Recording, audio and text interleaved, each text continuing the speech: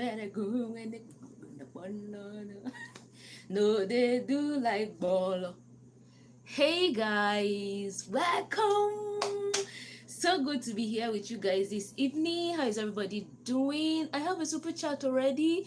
Thank you so much. Thank you. Thank you. Oh my goodness. Welcome, welcome, welcome.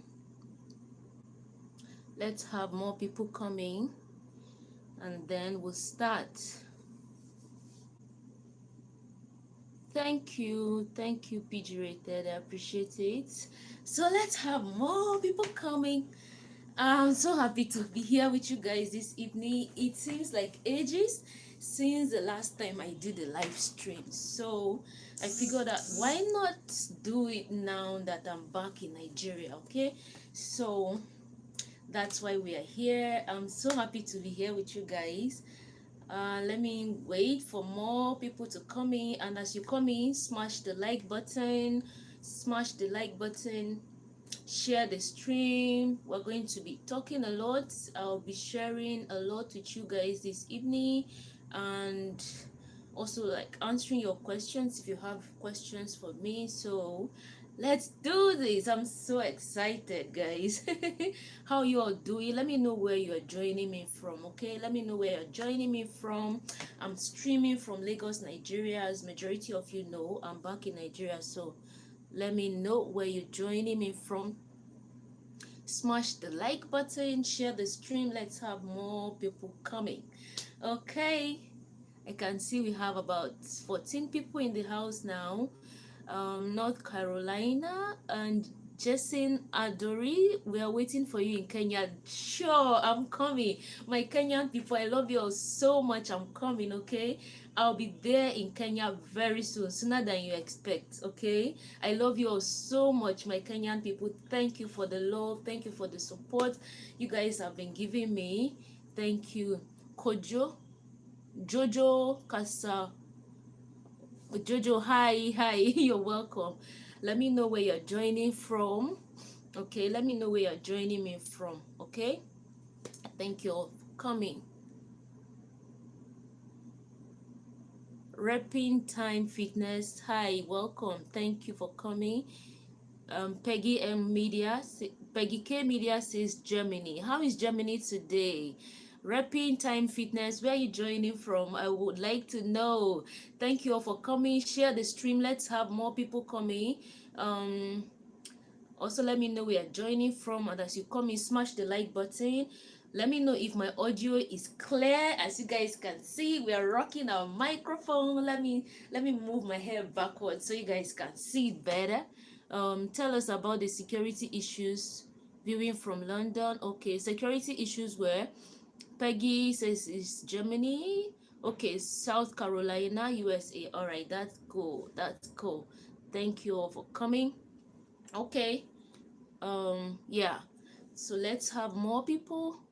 Tom Boya says, yes, Grace, joining you from Chicago, USA, Kenya by origin. Okay, Kenyan by origin. Nice. My Kenyan people are here to give me full support. Thank you. Let me see. We have more chats coming.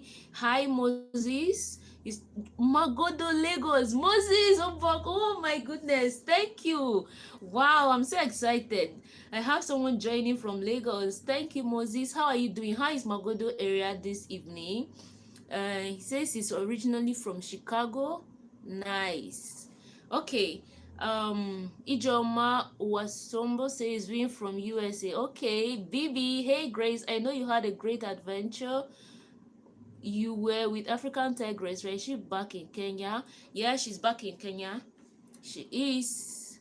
Yeah, okay. So we have people coming in. I can see people have some questions. I want a feedback on my sound as well, guys. Is the audio okay? Can you hear me loud and clear? Is there any sort of noise interference, anything? I want to know, because I have a microphone now. You guys have to notice this microphone now. Tell me something about the sound. Okay, I can hear loud and clear. Good. That's what I wanted to know. You guys can't act like you can't see the microphone. I mean, abba. A lot of people kept saying, oh, Virtue Grace, you need to work on your sound. Oh my goodness. One of the depressing comments I used to, those were some of like the depressing comments I used to get on my videos. I remember the video I made in Congo where I interviewed the Nigerian traders at Victoire. Oh goodness. The video actually did well. I also apologize that the audio was poor, but some people were just not so kind with their comments. Were like, oh, I can't just watch this video. Poor audio. Work on your audio. You should get a microphone. I'm like, God, I know, right? If I had the money, I would buy a microphone immediately. So thank you for all of your understanding and your patience. Finally, we have a microphone. This is actually a gift. Okay, so thank you, Patrick. I appreciate this. And now everybody says they can hear me loud and clear, the audio is good. So when next we travel, our audio is not going to be a problem, it's going to be perfect. Okay, yeah, so we have people coming in. Basically in this live stream today, I just want to share my experiences with you guys and answer questions if you have questions for me. So that's what we are doing this evening. It has been a learning curve for me, a steep one at that, but in all, it's good, it's awesome, I love it. I've been back in Nigeria. Yesterday made it 1 week. I've been back in Nigeria and I've been resting as much as I can. It was a very stressful time for me. Two months away, almost here. I left Nigeria. Someone suggested to me to put a windsock over the microphone. Yeah, there's a windshield on the microphone I'm using. Hey, Enoch! Oh, Enoch, hi! Welcome. Congolese by origin, nice. Guys, I'm streaming from my phone, so it seems like the comments are going fast. Heaven and Earth TV, Jojo, Congolese original in USA, Waterloo. Okay, hi. I enjoyed my stay in Congo as well. Greetings from Chicago, USA. Give thanks to the Most High Creator of the creation. Yeah, I do that. Enoch, how are you doing? Good to have you here. Yeah, so like I was saying earlier, I left Nigeria in February, and that was when I resigned. So just a backstory for some of you who did not know. Hi Grace, your internet is good today. Yes, that's because I'm in Nigeria. I think the internet in Nigeria is okay. Yeah, so a backstory. Before I traveled, I was actually working. I've been working for almost a decade. I need to see more of the world. Exactly, you are going to see that repping time. Ignore that I'm trying to stretch my neck to read. Maybe I should get my glasses so that I can read even from a distance. Give me a second, guys. Let me get my glasses. I'll be right back.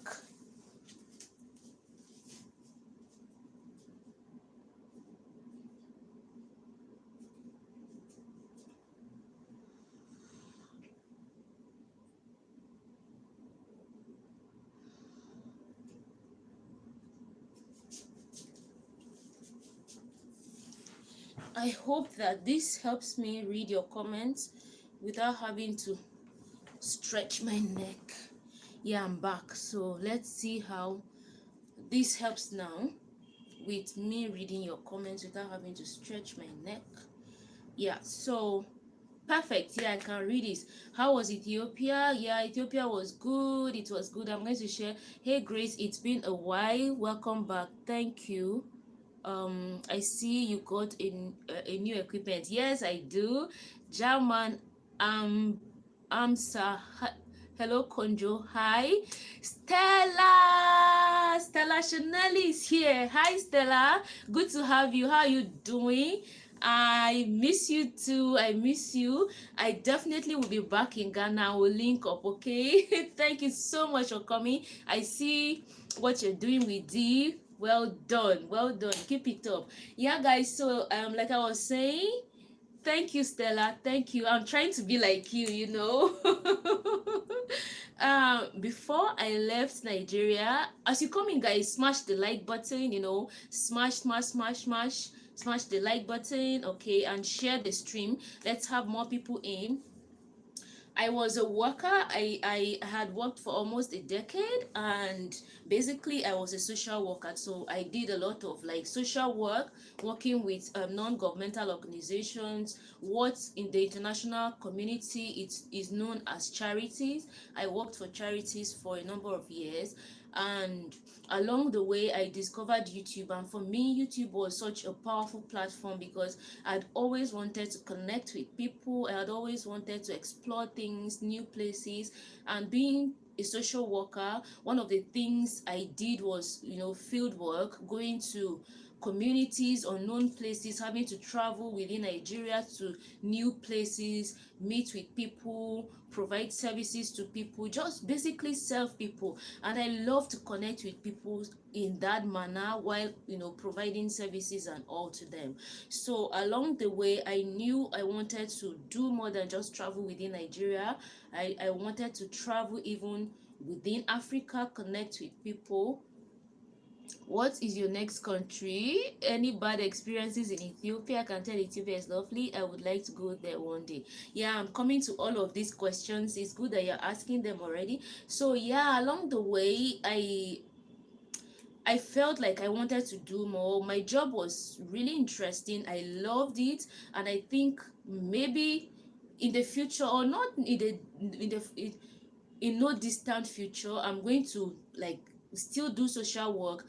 I basically am still going to be doing social work like I was always doing on my channel, you know, bringing you videos about my works on the field, and or I'll still do that like now as an independent, you know, individual.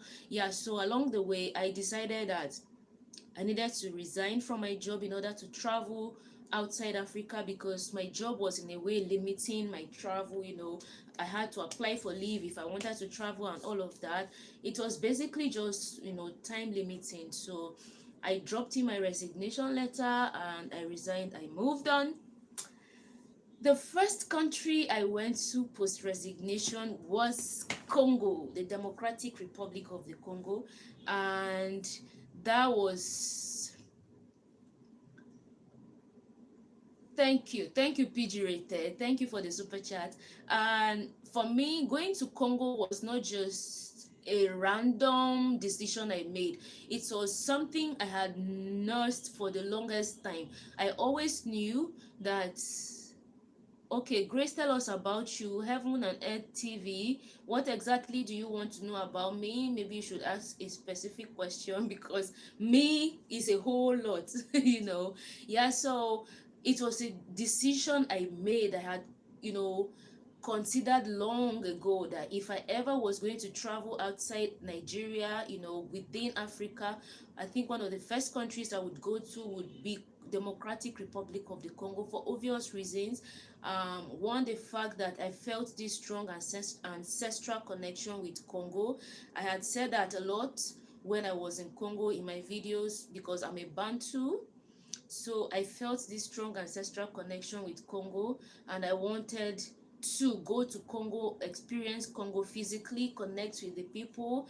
And honestly, going to Congo was such a beautiful uh, decision for me. Regardless of the challenges I faced, I feel like I felt a huge sense of fulfillment and accomplishment going to Congo, especially, hey, Kemi Claus, hey, Kemi, welcome. Yeah, thank you so much for coming. Maria Masipa, hi, thank you, welcome, thank you. Yeah, so Heaven and Earth, I'm actually, that's the response I'm giving, like the backstory. I was working, but along the way I discovered YouTube, and I saw YouTube as a platform to connect with people.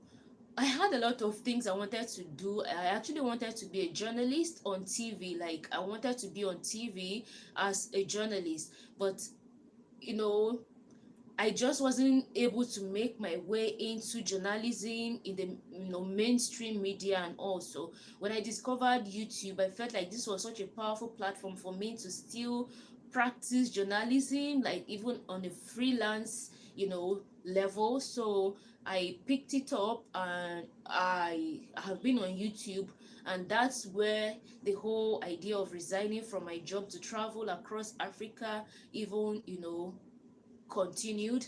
Thank you, Kemi. Thank you so much for the super chat. I appreciate it. Thank you. So I went to Congo, and one of the experiences for me that really stood out in Congo for me, I feel like I'm running. Yeah, I feel like I'm running, but I will somehow maybe make my way back, somehow connect the story and all. Yeah, the experience that really stood out for me in Congo was when I went to the museum, just seeing the history in Congo, um, hearing about the history of Congolese people, and seeing a huge sense of similarities in aspects of the Congolese culture and my culture and some other cultures in Nigeria was just very empowering. I felt like, wow, we are actually more similar than we are different as Africans. I have all those videos on my channel, so if you've not seen them, just check down. You see the videos I made in the museums in Congo on pageantry. It has a whole lot. Like, it was a whole long video that I had to make into 3 parts so that you get to enjoy it and all. Yeah, so if you've not seen the video, just click to see. Hi Doreen, welcome. Thank you for coming. How are you doing? Yeah, so when we got into Congo, it was so beautiful, it was awesome. We landed at the airport, and because it's a pandemic, thanks for loving Damaris. Yeah, sure. Damaris is a lovable person, and she loved me so much as well. So it was just mutual. She's in Namibia now. We are one people, exactly. We are one. Investing old blade. We are one. Yeah, yeah. So when we landed at the airport, they bundled us to go and do COVID test, like compulsory. You can't even escape it. Yeah. So they bundled us into that room. We went there. We all filled forms and had our COVID test done. Even though I never got the COVID test results, I don't know, maybe because I filled every information, my emails, phone numbers, everything. I never got my results. I'm assuming because it was negative that they probably didn't bother to send the result. But I just feel like whatever the case, when you take sample from an individual, you should give them feedback. That gives closure, right? Can you show us some Ethiopian dance, please? Enoch. Okay. Let me let me play some songs. Just because you're my friend, I'll do this, okay? Can you? Yeah, okay, I've read that. Just because you're my friend, I'll do it. I'm trying to get um the video, the sound. Okay, while I'm trying to call up the audio, the sound. Yeah, I loved Congo. Someone is asking if I loved Congo. Absolutely, I loved Congo. I struggled a bit with the language because, Congolese speak French. I speak English. Even though I knew from the get-go that Congolese speak English, I didn't anticipate that Congolese speak French rather. I didn't anticipate that I was going to face such challenge with speaking French. I thought I was going to be fortunate enough to meet people who also like spoke English in a way, but clearly I wasn't fortunate. And I'm not saying there are no English speakers in Congo, there are, but I probably wasn't fortunate enough to meet them at the time I thought I was going to meet them in Congo. Yeah, I started linking up with some of them the week I was supposed to leave Congo. There is an Ethiopian place in Lagos called Nights of Ethiopia. Are you serious, Dory? Dory, how come you know so much about Nigeria? Tell me about it. I might just have a place to go and have fun. Nights of Ethiopia. Is it in Victoria Island? What are you doing now? More like Hey God, oh, I'm streaming with my phone. The comments are just going so fast. I don't even know this kind of thing. My what you're doing now is more like your dream work as a journal. Yes, like I'm so happy that I'm doing this. Like I'm combining like journalism, traveling, going to new places, meeting with people, sharing stories, people, cultures, places with you guys, and having fun. Like it's just so priceless. I love it. And along the way I'm going to combine like charity. Are you going to drop the link? No, today I'm streaming basically from my phone, so I really don't know how to do the link thing on my phone. Ines, welcome. I tried. I love the lipstick. Can we know the brand? It's Zaron. It's Zaron. Zaron is a Nigerian brand. Yeah, it's a Nigerian brand. Let me get it and get the hold on, let me get it and get the brand, the particular name. Give me a second.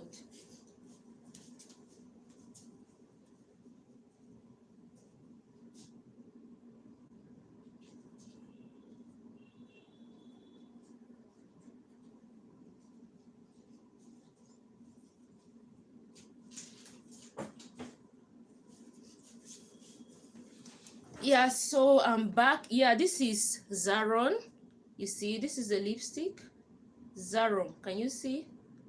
Zaron, and this is, hey, paparazzi. It's Zaron in the shade paparazzi. This particular red is called paparazzi. Yeah, so Zaron matte, Zaron matte satin paparazzi. So if you want to buy, that's the name, Zaron matte paparazzi, and it is a Nigerian brand. Yeah, it's a Nigerian brand. Yeah, I have to promote my Nigerian brand. We have a lot of Nigerian makeup brands. We have House of Tara. That was like the foremost Nigerian brand. Then Zaron came along. We also have Yanga Beauty. They also have their own products, and also I hope that I get to work with some of them. Yes, Kemi, that's the name, Zaron Paparazzi. It's a matte lipstick, so I love it so much because you see, when I put it on, especially when I'm like out, like now I don't have any makeup on. This is just my like my bare face, but with my lipstick I'm just good to go and all. And when I'm talking a lot, it doesn't like wear off and oh. Yeah, I live by myself, Sharon. I live by myself. Yeah, Kemi, you would love it if you buy it. I've had this for years. It's so like it's a lot of product inside here in this. I've had it for like 2 years now, and I use it. You guys notice I always wear red lipstick. It hasn't gone. Like it's still a lot. I don't know, they put a lot of product in here. Yeah, so Enoch said I should dance. Hope you're still here.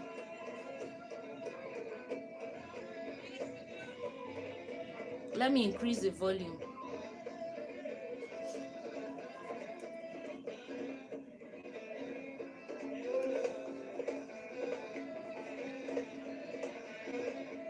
Let me stand a bit.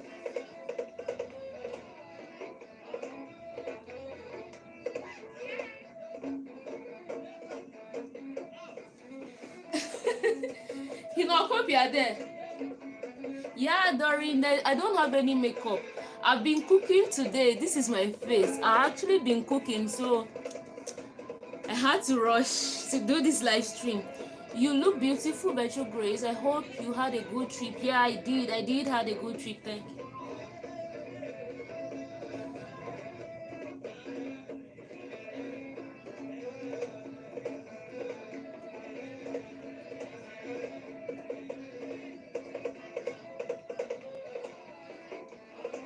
Ah, yeah, I miss Congo. I miss Congo as well. I know I'm going to be back. And friendly, you dance better than me. Yeah, you see.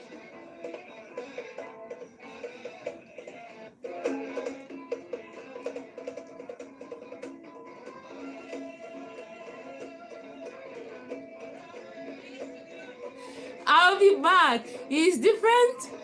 I was actually dancing Congolese dance today while I was cooking. I had I was like, this was what I wanted to do in Congo. I kept asking for Congolese cultural center, just like Fendika in Ethiopia. I kept asking. They couldn't take me in there. Maybe I was asking the wrong people. They probably didn't understand me. They never took me in there. No, I've not done the coffee ceremony. Apparently, the coffee I bought was roasted already. I didn't know. I didn't know. Yeah. Thank you, Maria. Yeah, Morocco but did so much good, and I've always had a good skin as well. Thank God. I'm grateful for that. Like no pimples, none of that. And then the Morocco bath also added to it. I'm grateful. I wish I can do it. Like in Nigeria, any Nigerian watching, you know where they do like Morocco bath in Lagos, let me know. I would love to do, like, it's something I really would love to keep doing, like once a month. I really do love it. Yeah, so back to what I was saying. I feel like I've been saying a lot. I'm just like saying a lot and answering questions at the same time. Okay, I think I was talking about my experience in Congo. Like they bundled us, all of us, when we landed at the airport. We did our test, we never got it, and then we moved to this awesome family that hosted us. You guys saw them in my videos. Awesome, awesome. By the second week, when we moved out of the house, that was when like my biggest challenge started. I felt like I was so helpless and lost in Congo because when we were with the family, some of the children actually spoke English a bit, so we're able to communicate with them. We're able to get like around to the doing videos and all. No, I've not visited any South African country yet. When you come back, I'll offer to take you around. Is that Congo? Are you offering to take me around in Congo? Yeah, so when we moved out, it was basically us staying in an Airbnb, and it was such a difficult time for me personally. I cried one of those days. A lot of things that you guys don't get to see behind the scenes. It was like everything was perfect with me, but hey, I cried. I felt so helpless, so defeated. At the point I was like, why is this happening to me? Thank you, Sub-Sahara. Thank you. I was like, why is this happening to me? I just felt helpless. I cried a lot, but that helped me. I spoke with Doreen. Doreen really encouraged me, motivated me, and just I got this inspiration to like go out, make videos. And from that moment on, a lot of things just started like aligning for me. That was the day I met John, you know, the guy I made the video with, the John, the guy in Congo. That was the day I just woke up. I decided I was just going to go out and launch out, goof around, whatever it is. I would just make a video of me goofing around in Congo and trying to find my way around, because that was actually my reality at the moment. I wasn't going to like hide it. I was just going to show you guys how it was for me, trying to find myself around and, you know, find my way. And as God will have it, I met John. John was introduced to me by Maestro, who happened to be one of the managers in the Airbnb where we were staying. John's English was very basic, but John helped me. Yeah, John helped me. We made a video that day, and just a lot of things started falling in place and all. Yeah, they are. They are, Matthew. They are. Thank you. Doyoung. Welcome. Thanks, dear. Thanks for joining. Back in Nigeria now. Yeah, so it actually went well. For me, I enjoyed Congo, but I would be honest, the language barrier was my strongest problem, but it's all good. I met Ali, my good friend, like a day before I left Congo. Ali took me around. I'm actually going to show you a video on that. We had a good time before I left. I feel like when I go back to Congo someday, it's going to be much easier for me, because I would have met, like I've met Ali. I would be able to meet more people. How on earth did I forget to mention Emanuela? My God, my sister. Emanuela was also awesome. We went to Safari Beach together. Where else did we go together? Yeah, we went to Nzela Mai together, Emanuela and I. We just had time, although it was short, but she was awesome. Thank you, Emanuela. She helped me, showed me around and all. Thank you. I found a sister in her as well in Congo. Thanks, Emanuela. And guys, for those of you who subscribe to her channel, thank you for subscribing. If you've not subscribed, just type Emanuela K and subscribe to her channel. Show her love. Hi Mira. Hi Antoinette. Thank you for joining in. How you're doing? Thank you for coming. Thank you, Antoinette. I sent you an email. I replied your email. Hope you've seen it. I'm coming back, Khadija. Definitely I'll come back. Okay, so that was how it went in Congo. Everything went fine eventually, and the day we were to leave Congo, that was when something happened at the airport, and to me that was like the craziest. How is living in Nigeria to a stranger? Is it expensive? It's cheap. Enoch, living in Nigeria is cheap. Having been to Congo, having been to Ethiopia, living in Nigeria is cheaper. Actually, it's cheaper living in Nigeria compared to living in Congo and in Ethiopia. Yeah, so if you come to Nigeria from Congo, you are definitely going to enjoy it because you'll be spending less. Even on accommodation in Nigeria, even in Lagos where I live, accommodation is cheaper than it is in Addis Ababa, than it is in Kinshasa. Yeah, and then of course the transportation is also affordable in Lagos here, compared especially to Congo. I feel like for Addis Ababa is just a little margin. But yeah, living in Lagos is cheaper compared to the two countries, Ethiopia and DRC. I'm still waiting the things Ethiopia needs to do better. Of course, I'm going to mention it here. I'll mention that as well. Wow, which one is cheaper between Abuja and Lagos? Lagos is cheaper compared to Abuja in terms of housing and even like just general cost of living is cheaper here. Yeah. Yeah, you've sure, no doubt about it. Nigeria and Ethiopia both have some of the most highest living standards, kinds of development.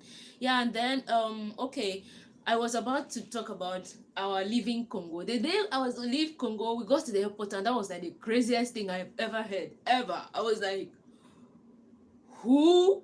Where? I've never heard this. We got there, our things were carted into the airport, and there was this man who walked up to us and was like, you know how people act at the airport, everybody wants to like help you, they want to help you. Like, I was like, I really don't have much money on me anymore.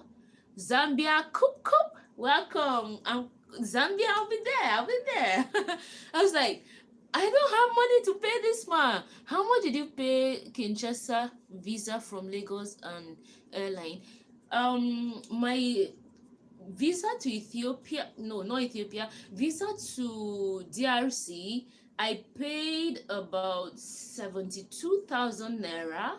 So convert 72,000 naira to dollars, and then you find out how much it is in dollars. How about the Eritrea? Of course, I will visit. I intend on visiting a lot of countries in Africa, and I'm going to do that at my own pace, at my own time. I feel like Africa is such a beautiful country, and so I don't want to like rush. You see, the way I went to Ethiopia, I spent like a month and 2 weeks there. I really enjoyed myself. I got to learn. Still, I felt like I didn't learn a lot. That's how I want to do with other African countries I visit moving forward. I want to really spend quality time there, connect with the people, learn, have fun, enjoy, and also, yeah. Alien Nkodia, when are you coming back to the DRC? I don't know for now, to be honest. I don't know, but I know I'll be back. Okay, I'll be back to the DRC. Probably go to Goma, and probably go to Goma. That might be where I will go to when next I go to Congo, because I've been in Kinshasa, so I would like to go to Goma. Yeah, so our bags were, carted into the airport, and then this man kept saying he wanted to help us. I was like, well, I don't have money, but hey, nobody rejects help, so fine. He then told us that we needed to go and pay for um go pass. I was like, what's go pass? I've never heard go pass. Thank you. I think the southern part of Africa is much more expensive. Yes, you are right. It is West Africa. I think well, I can't say for West Africa as a whole, but I know for sure that Nigeria, goma sounds nice. Okay, it's my next plan. Alian, are you a YouTuber? Let me know. Have you in Denmark before? No, I've not. um I've not. Ethiopia, was there any divide between the Kushites?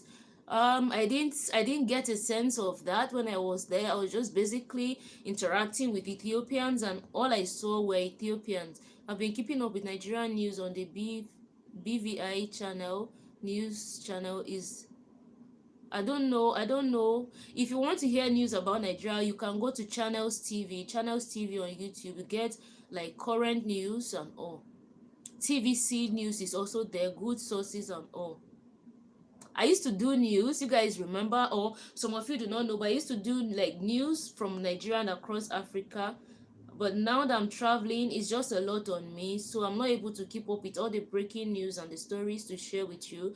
I might probably find a balance along the way and do news and travel along the way. Let's see how things go. I love telling like news and all. Yeah, so the go pass, we say what is go pass, and basically that was like what was going, we were going to pay $55 to the Congolese government in order to get a pass to board a plane to leave the country. Bear in mind, that's not a return ticket. We already had a return ticket, like everything sorted out. I had bought my ticket multi-city, so I didn't even have a problem. I was like, what is go pass? They said it's a custom with the Congolese government that every visitor leaving the country has to pay $55 to the government. I said, what is it for? They said because they want to build an airport. I'm like, how on earth am I being forced to pay money to the government? Like, the DRC is too rich. He's too rich to be taxing me into like. But no, if it were like a voluntary donation, it's okay. Every visitor appreciates the hospitality and everything you've had in the country, and make a donation because this is what the government wants to do. I would gladly do that. But being pressured, being put in a corner to pay, I felt so bad. And I'll be honest with you. Yeah, did you feel? You did. I feel that Nigerians, Ghanaians, and Malians need some kind of partnership. It wasn't even the fact that I'm a Nigerian. No, it's just a custom for everybody visiting the country. That was what I was told. Has to pay $55. And I'll be honest with you guys, that was the last money I had on me. The money I took to Congo, I exhausted it in Congo, and it was like, I'll be honest with you, the cost of living in Congo is really high. It's not cheap.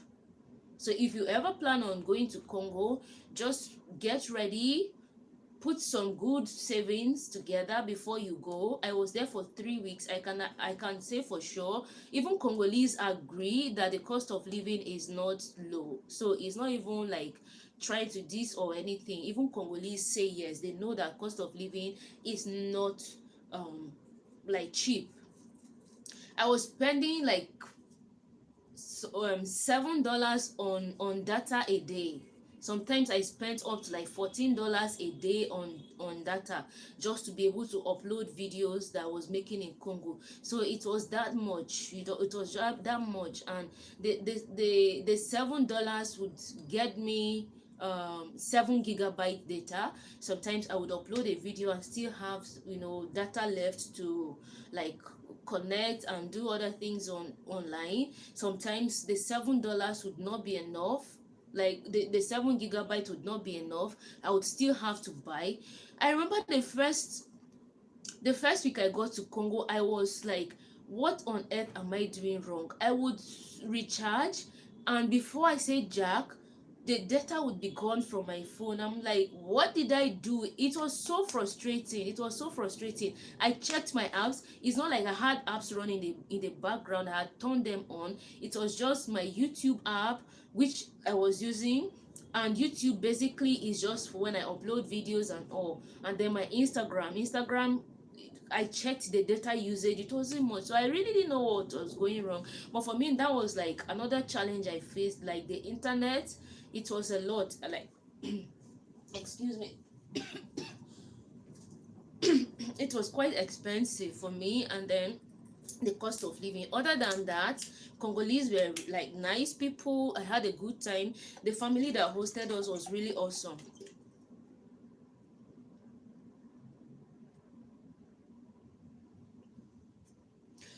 They were really awesome. We had a good time. I had a good time. And will I go back to Congo? Of course I will. When will I go? I'm not sure for now. So that's it. We ended up paying the $55. That was the last money I had on me when I was leaving Congo. $55. The pocket money I budgeted for my 3 week stay in Congo was like, okay, the pocket money, the money I had on me was like $800, and I felt like that was going to be enough for me to stay in Congo and still have some money when I got to Ethiopia and before I would like reimburse. But by the time I was leaving Congo, I had only $55 on me. It was crazy. And when I got to the airport, that was the money I had to pay at the airport, like for go pass, for me to get a pass to leave the country. And it was that serious. So if you're ever planning to visit Congo, know that you have to have that money in your pockets when you are leaving, because without that pass, you are not going to board the plane to leave the country. It's that serious.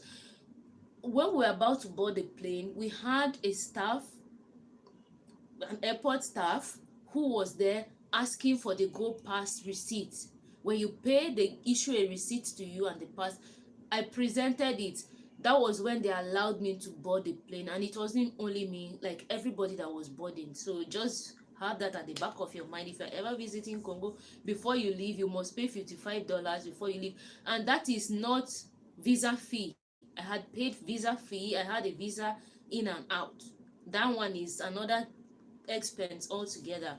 Yeah, so I feel like I've talked a lot about Congo. We left Congo, and then I got to Ethiopia. You guys already know my feedback. It was awesome. Ethiopia was really awesome. I had fun there. I feel like I had a lot of fun in Ethiopia, mostly because there are like English speaking people in Ethiopia. I was able to connect with people, get around to doing things, visiting people. I really enjoyed myself in Ethiopia. By the time I was leaving Ethiopia, I felt like I was already in love. Like I fell in love. And by the time I was leaving, my heart was breaking. When you love and you are leaving, your heart is just breaking. You feel like you're leaving this person you love, and uh, I'll be back anyway. Um, I've said a lot of like positive feedback about Ethiopia, but some of the things I observed about Ethiopia, like one of which was, okay, when you go to Ethiopia, it's only one network service provider, and that's the Ethiotel. And Ethiotel basically is owned by the government, so there's really no option for you to like choose from. You just have to use Ethiotel. So sometimes, with monopoly, sometimes when you don't have options to choose from, whatever it is, you just have to like deal with it. The network is okay, but sometimes it's like slow, and when it's slow, you don't have a choice. You can't choose. So for me, what I was doing that really worked for me was I was uploading my videos overnight when I was in Ethiopia. As you come in, smash the like button. Thank you all for tuning. I can see 78 people. Let me know where you are watching from. I feel like I'm talking alone. Let me know if you're still connected and you can hear me. Maybe I should try reading the comments. TVC has more educated reporters. Yeah, they do.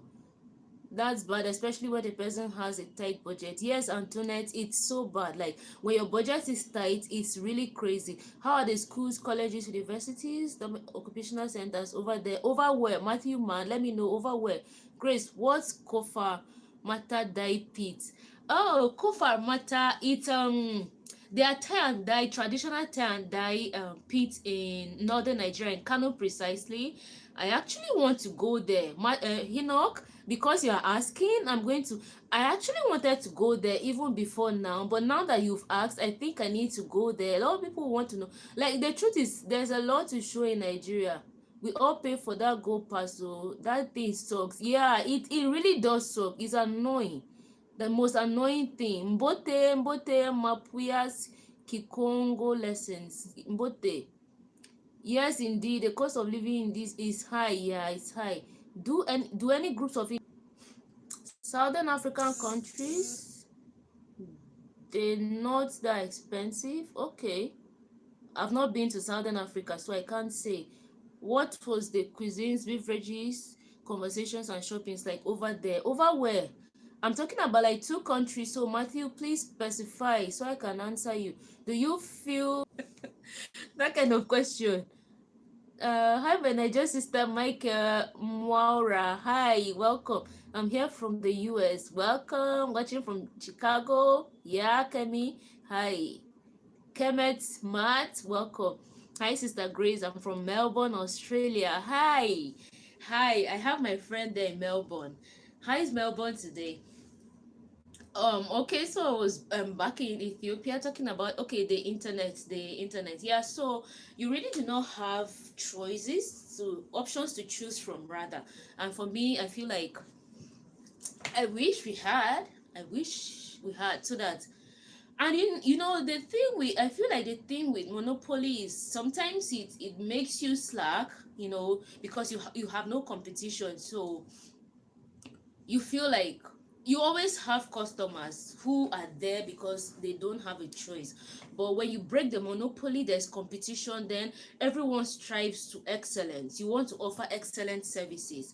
You want to be the best so that you can attract the best customers, and all. So yeah, that's just my thoughts and all. But hey, Ethiopians, I don't think Ethiopians are complaining. Maybe because coming from the outside, where in Nigeria, for instance, we have like about 4 service providers. So they all like always striving to offer best competitive services, packages, innovations to retain their customer base. So we have choices. Like any network, any service provider starts messing up, we just switch to the next person. So everybody is forced to like be on their toes to improve on their services and all. Yeah, so basically that's it for internet.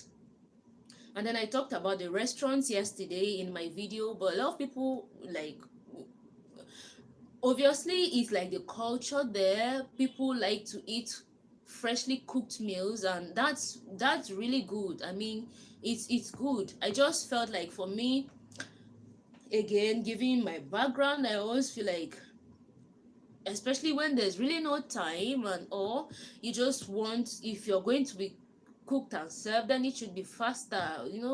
Someone could be fainting. But clearly that's really not much of a problem to Ethiopians, and so that's okay. What else?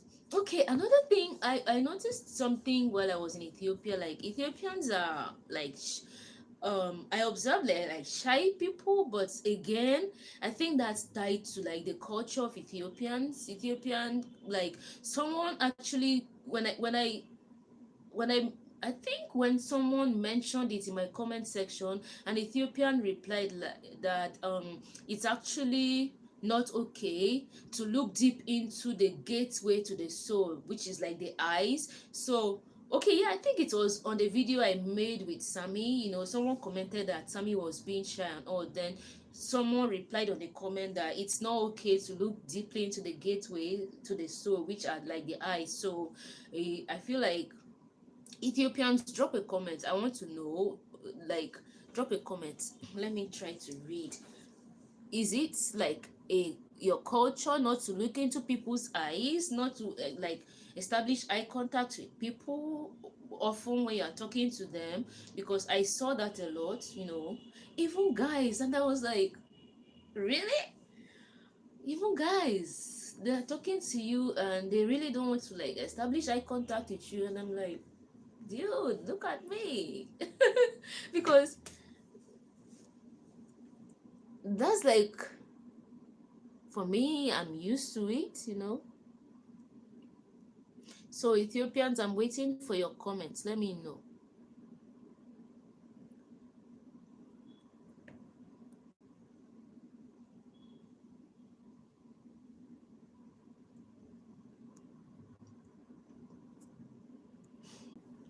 Yeah. Yeah, guys, I had to sort out my internet so that it doesn't disconnect us. Okay, wow, I can see a lot of comments here. Do you wish to marry another country than yours? Heaven and Earth TV, of course. Marriage anywhere I find love, of course. I'm not about just Nigeria. Yeah. I could marry a Congolese, I could marry an Ethiopian, I could marry a Ghanaian, I could marry a Nigerian, anywhere, anywhere. Hi Grace, compare the countries you have visited. What would you say is Nigeria lacking in terms of development? Jamil from Nigeria. You see, these are the things, when I talk now, Nigerians will come after me and start insulting me. The video I made yesterday, I didn't even say anything. So I woke up this morning to see some comments from Nigerians there. And one Nigerian said, I'm such a disgrace to Nigeria. Like, I'm out there representing Nigeria badly, and the kind of thing I've said about Nigeria is so unpardonable. And I'm like, oh God, calm down, waiting. Why your blood dey hot like that? Wetin I do? Waiting. Yeah. See me see wahala o. I reply the comment, I say, oga, abeg, tell me wetin I talk. Like, tell me what I said that is not true, or that is so unpardonable. Till now I'm waiting for his reply. I don't know whether he has not seen my comment, or he doesn't. I don't know. Anyway, I'm not going to say anything. I don't want to be battling people. I want Nigerian chicken right now. I love. Send me your address, let me send it to you. You want Nigerian chicken? Would you ever go to even North African? Like, of course, I would. What other local language do you speak in Nigeria? We speak Hausa, Igbo, Yoruba, Tiv, Ibibio, Efik, Idoma, Igala, Urobo, Isoko. There are lots. We have about 500 languages in Nigeria. Nigerians, correct me if I'm wrong. Yeah. Okay, Ethiopians are answering me now, so let me go back. Yeah, let me see what Ethiopians have said. Never noticed. Yeah, Biam Fitamo, are you an Ethiopian? You probably won't notice because you're an Ethiopian. Yeah, Matthew, we need some North African. Yeah, you see it. The gateway to the soul. Yeah, Antoinette, that's what they said.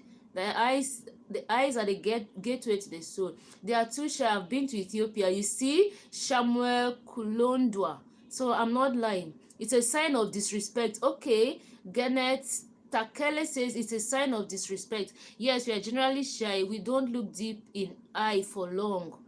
Wow, okay. You see, they are confirming it. What percentage of Nigerians would you say are 419 or untrustworthy? I'm wondering because I know the bad ones spoil. I don't know.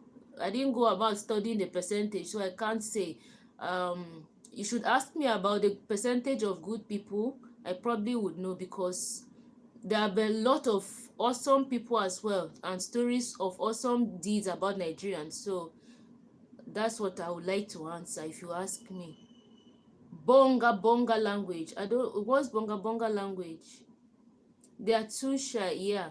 How many Middle Easterners and Europeans are there in Nigeria? I don't know.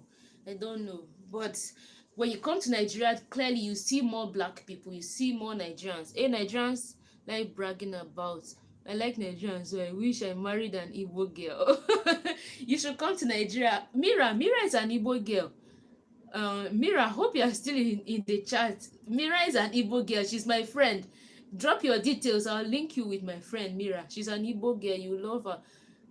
Though, do you speak other than English? Yeah, I speak my language. I have my language. Just like you see how Ethiopians have Amharic, I have my language that I speak. My language is Tiv language from Benue State, Middle Belt of Nigeria. Duro Soto, thank you. Wow, welcome back to Nigeria. Get some chicken. Thank you. Thank you so much. Thank you. Darren. Darren, this is your question. I don't like it though. What kind of question is this now? Yes, now. Mira. Wait, I'm streaming from my phone. I would have called Mira now to ask her. Mira is my friend. Yes, she's single, Darren. She's single. Do you speak Spanish? No, I don't. I speak French on Po, very, very basic French. If I spoke good French, like I wouldn't even have had a problem when I went to Congo. I would love to date you. God saw miracle. Okay, nice. Shoot your shot. You never can tell. Sweetheart, where on earth have you been? I've been around though, my love. I've been around. See me now.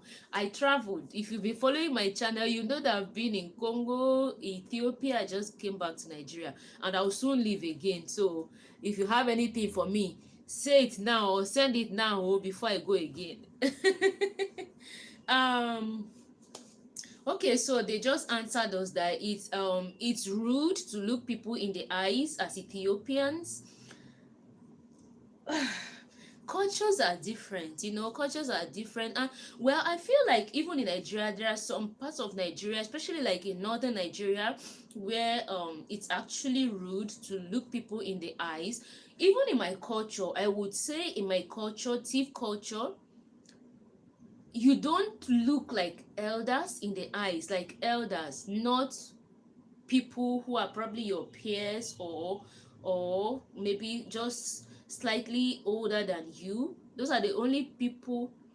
You don't look elders in the eyes. Like when they talk to you, you don't look like with their eyes. You have to show a sign of respect by not looking directly in their eyes, but you could look at them and all. But when talking to like peers or people who are just slightly older than you, you can look in their eyes, establish the eye contact. And when I'm talking to like a guy, it's okay to look them in the eyes, talk to them, yes. But I noticed that even guys would not look a lady like, and for ladies it was even like more ladies, no, like, but it's beautiful. It's a beautiful culture, really.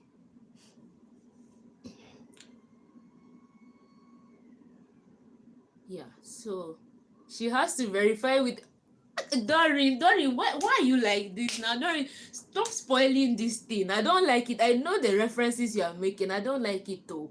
Story like Tori Baje, like Ibaje.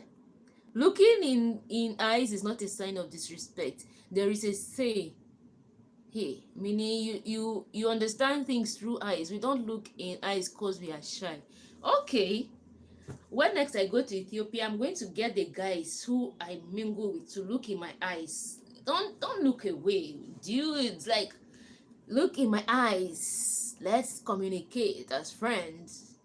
See all these men try. Yeah, they try. You need a good Congolese man. I do, right? So I'm waiting. Shoot your shot. Tell us about the language in Ethiopia. Okay, the language in Ethiopia is Amharic. Enoch, you are here. You are going to help me with this, my friend. So stay on standby. Anything I don't know, you help me, okay? Yeah, I learned some words in Lingala. Yeah, I did. I learned some words in Lingala. What happened to you, an African tigress? You parted ways once you arrived. Nothing happened. We are good. Okay, so Amharic.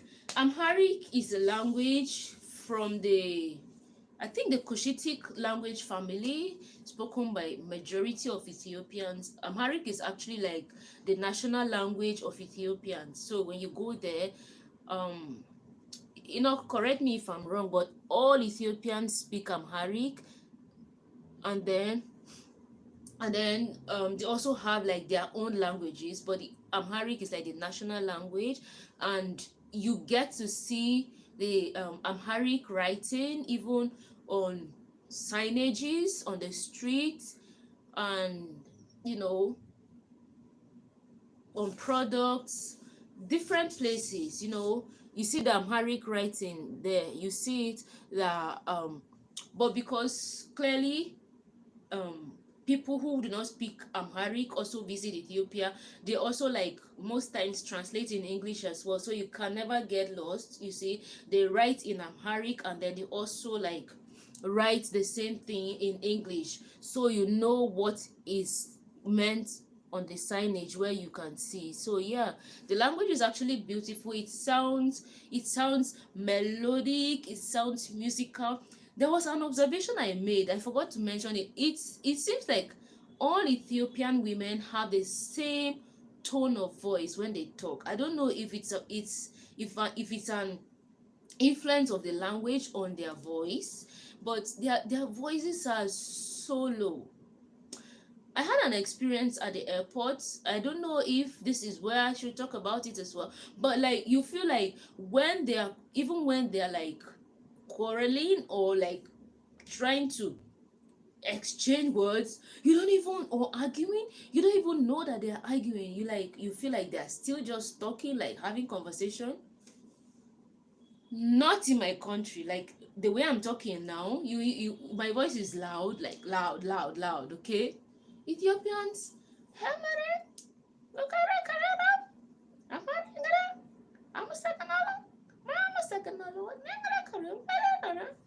That's how the women's voices are when you get to Ethiopia. That's how Ethiopian women's voices are. Like it's so soft, soft spoken, gentle, not loud, not like it's just soft spoken. You have to really pay attention to. In general etiquette, you do need to look away from time to time. Yeah, you need to look away from time to time, but not avoiding eye contact completely. Yes, that is African looking old people in the eyes is disrespectful. Yes. Greetings, everyone, and host. Thank you, Caesar's Diary. You're welcome. What happened to. Okay, I've answered that. The eye is a window of the soul. Yeah, it is, Doreen. Yes, here in the US, looking one in the eyes is a good thing. Yeah, baby, I know, right? It's a good thing. In the UK, when a person doesn't keep good eye contact, it's perceived that you are hiding something. Yeah, so those are some of the things. It feels like you're probably hiding something. That's why you are not looking at somebody, you know, or you are a timid person. That's why you're avoiding eye contact. So, like here, so this is just a tip. Like, if you're an Ethiopian visiting Nigeria, if you visit Nigeria, you are going to find people talking to you, looking you in the eyes, even like maybe younger people. And basically, because Lagos is a city, people from all over are here. You find people, even children, talking to you, looking you in the eye, asking you questions and all. It's just the norm. So if you're an Ethiopian, you ever visit Nigeria, don't think it's you know maybe disrespectful or anything. Hey, why did this thing appear here?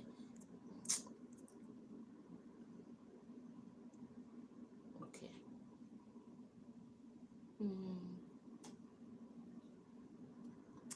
trying to read your comments. Yeah, Ethiopia has Semitic languages too, although Semites are not native to. Yeah, Semitic, not Cushitic. Okay, thank you. What is the next adventure destination? That's a secret I'm keeping. You guys will find out very soon. If I tell you now, you will not be excited by the time I move. So I'm keeping it hush hush. You guys will find out when I move next, okay? I like to surprise you. So just keep Excuse me. Oh my goodness. Excuse me. So just keep anticipating.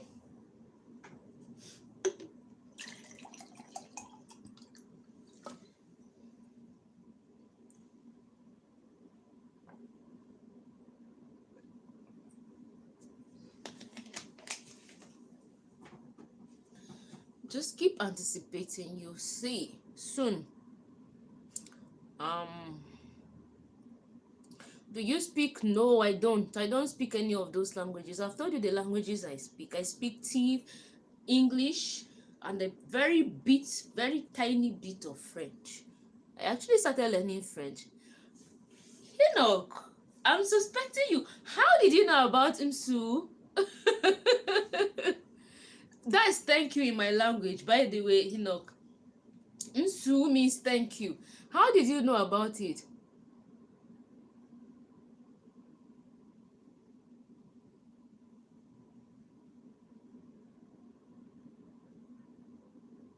I'm Ethiopian. I'm coming soon. We love you. Sure, you should come. You love it here. Antine Gelan. Yeah, I did. Caesar's Diary. I did. I enjoyed Ethiopia.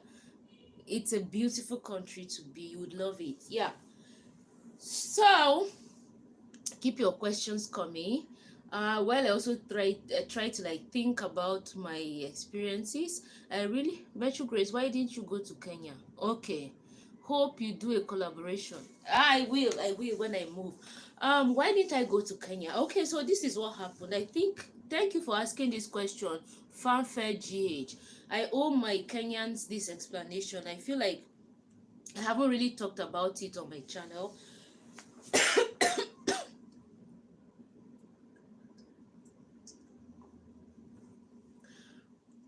Before I left Nigeria, I bought a multi-city ticket, and the route was how many now? Who is this person? How many nouns, verbs, pronouns, and vowels are there in your main language? My brother, I don't know. I didn't study it in school. You know, it's one thing to study a language so that you understand the semantics, the phonology, the what else? The semantics, the phonology, hey, I've forgotten all of those things. I didn't do that. I didn't study my language in school. I was born into it. I was taught at home. I heard my parents speak. They spoke to me. I spoke back to them. I replied, and I acquired the language growing up. So all the vowels and all, I learned them as I spoke. So I'm not a scholar of my language. I don't know how many vowels or consonants or pronouns are there in the language. My brother, I don't know. So maybe if you Google, you will find it, because there are a lot of scholarly materials about my culture, my language on Google that would help you to understand, okay? Dory, yeah, he is. Me too, I dey learn pidgin small small. I love am so much. You dey try, see na, even read am like correct. You make correct sentence for English. You dey try. Matthew, how many? Yeah, someone is asking him. Okay, so my itinerary was Nigeria to Kinshasa, Nigeria to Congo, Congo to Ethiopia, Ethiopia to Kenya, and then Kenya back to Nigeria. That was the itinerary. But I went to Congo, I went to Ethiopia. When I got to Ethiopia, by the end of the second week, I got the information that the president of Kenya had locked down the country and there was restriction of movement, so people in Nairobi were not allowed to go to like Kisumu and those other cities outside Nairobi, and people from outside Nairobi were also not allowed into Nairobi. And Ethiopia and Kenya is a country I want to visit and explore extensively. I don't want to visit Kenya and be restricted to just Nairobi. I know there's a lot to do in Nairobi, but I would love to go to like Mombasa. I would love to explore one or two other places in Kenya apart from just Nairobi. So I had to change my itinerary. I went to Ethiopian Airlines, and thank you again for asking this question, because it's going to lead me to the experience I had at the airport that I said I was going to make a video about. If you watched my video traveling from Ethiopia back to Nigeria. So when, excuse me, I'm trying to sit properly. When I heard that, I went to Ethiopian Airlines office in Addis Ababa. I told them this is my ticket. It was a multi-city ticket, and now that Kenya is on lockdown, what can you do for me? Can you open my Nairobi to Lagos ticket and reroute my Addis Ababa to Nairobi ticket to Addis Ababa to Lagos, instead of going from Addis to Nairobi, reroute it to Addis to Lagos, and then open my Nairobi Lagos ticket, so that in future when I'm buying my ticket to go to Kenya, I would only have to buy coming back to Lagos, I would use that one. The man I met who attended to me said, well, he cannot open it. If he's going to open it, then I have to pay $700. I looked at the man, I said, you try. Clap for yourself. Now they open mouth. The way people open mouth and call money in this Ethiopian Airlines, as if money grows on trees. Well, maybe for you, money grows on trees for you people, but for me. So no problem. The second option he gave me was, if I'm not willing, or I'm not going to pay the $700, then he has to cancel my Nairobi Lagos route, and then he can reroute Addis Ababa Nairobi to Addis Ababa Lagos for me. That way I can fly from Addis Ababa back to Lagos. I said, no problem, just cancel the ticket, no problem. Sometimes in life we lose, sometimes we gain, so it's okay if I lose the ticket, Nairobi to Lagos, it's fine. He said okay. He went on, he did it, he rerouted my ticket, and I received an email notification on my phone telling me that my reservation to Lagos from Addis Ababa has been done. I'll be flying on the 30th of April 2021, which was what the date I told him. I was there in Ethiopia having fun, enjoying myself, knowing that I'm coming back to Nigeria on the 30th of April from Addis. 30th of April, I carried my bag, I got to the airport, I went to the check-in counter. First thing, the airline staff there said, oh, she can't check me in. I said, why? That is my ticket. That, well, she can't check me in because I have a ticket that is open, like unused. Yeah, that's what I have an unused ticket. Addis Ababa to Nairobi is unused, so she can't check me in. And I was standing there looking confused, like, what are you saying? She said, well, that is what is showing here. I told the woman that, excuse me, please, I went to your airlines. In my language, just hey,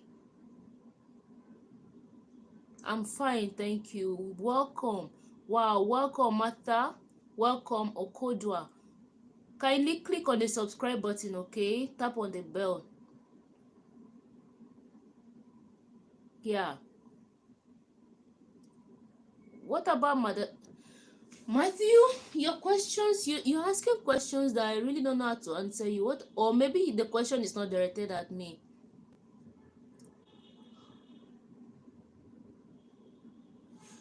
Okay, so I was standing there just looking confused, but she said, okay, I shouldn't worry. She's going to call her boss, her supervisor, who is going to attend to me? I said, okay, no problem, that's fine. Call the person, I'm waiting. Mind you, my flight was 9 a.m. I got to the airport around like past 6, 7 o'clock. I was at the counter waiting. They directed me to another lady. I went there, met the lady, stood there. She had like two people in front of me to attend to. I waited, she attended to them. It got to my turn. I handed her my, my ticket. I told her this is what my ticket is saying. She checked and said, well, she can't check me in, that I have an unused ticket. I said, okay. I explained to her again what happened. I brought the reservation that was made again when I went to their airlines office in Ethiopia, in Addis, and showed her. I said, this is what happened. So if you are saying you can't check me in, I don't know where the problem is coming from, because clearly I had told you people I'm not going to Nairobi anymore. You said you were not going to open it for me. You had to cancel one of my routes so that you could reroute me. I gave you the authorization to cancel whichever you wanted to cancel, but reroute me back to Nigeria, and that was done. This is a reservation I got. The woman said, no, it's not going to work that if I must go to Nigeria.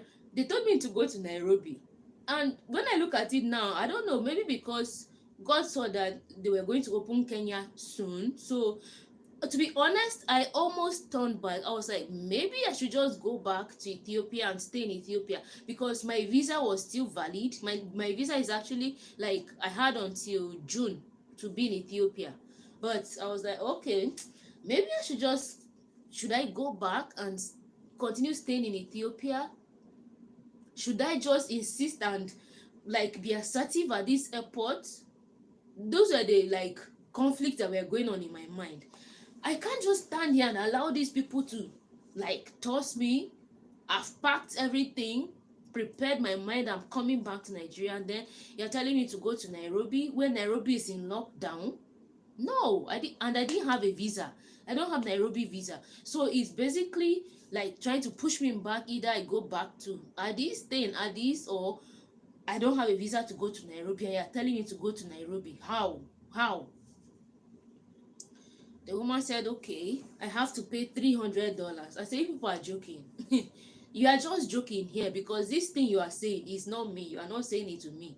I cannot pay $300 when I have valid tickets with you.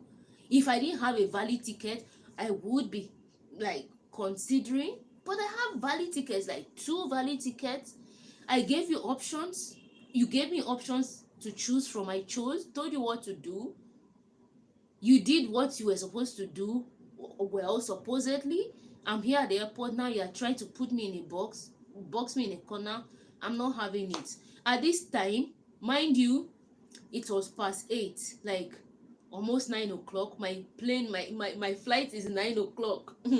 I was like, anything you people are doing, I must get to Lagos today. I'm not going to stay here with you people. I was running out of patience. I try to comport myself everywhere. I don't like raising my voice. It's not like I cannot shout. It's not like I cannot raise my voice, but I like peace everywhere. Peace in Africa, peace everywhere. So I like to comport myself and have conversation with people in a way that is mutually respectful and understandable.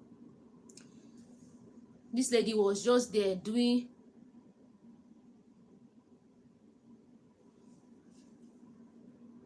what she wanted to do. So that was where I started running out of patience. John, if you go to Ethiopia, you should stay at Madvavet Hostel. It's affordable, $8 a night. You would love it there. The hosts are like really good. You'd love it. Why do African countries charge $50 or more for COVID tests when everywhere else is free? I don't know. They like to make money from everything. Zimbabwean people are having great success using, anyway, that's COVID people. All Tanzania is on restriction for COVID. You know whose orders those were. I speak tea. Enoch, you are going to explain better to me. So it was getting really serious. Like I wasn't going to miss my flight, so my voice started increasing. Like my voice, the tempo of my voice started increasing. I started losing my patience. Like I was like, you guys do. The lady said I have to pay three. I said I'm not paying a dime. I'm not paying shishi. What? At this time I was almost crying. Like I said, I'm not going to cry. I won't cry at this airport. I'm going to stand my ground. I'll be assertive and get what I need. Like, let the right thing be done. I am not even going to show any sign of weakness here. Like, crying is not even the option for me at this time. I was there. Now, while this conversation was going on, a man now came. I think that was like the supervisor at this time. He came. He asked the lady what was happening. The lady told him what was happening. So they were checking the computer. I was just there waiting. This was like the time was edging closer to 9 a.m. At this time, people were boarding already. Mind you, I was just there. I was like, excuse me, please, can someone talk to me? Like, what is going on? They said, hold on, we are checking. I said, you've been checking this for the past like 1 hour plus since I've been here. Mind you, I don't have, it's not like I didn't have $300, but I'm not going to, I told her, I'm not going to pay $300. I'd already paid for my tickets. So whatever options you have, there must be a way out. You can't charge me to pay extra money.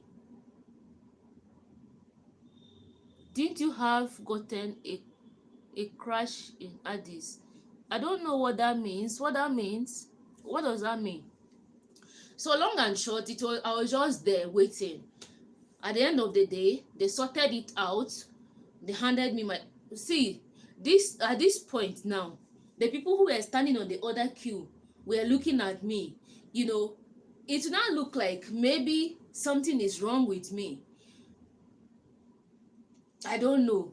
But the other lady that was on the other queue on the other side, I heard her raising her voice too. She was actually an Ethiopian.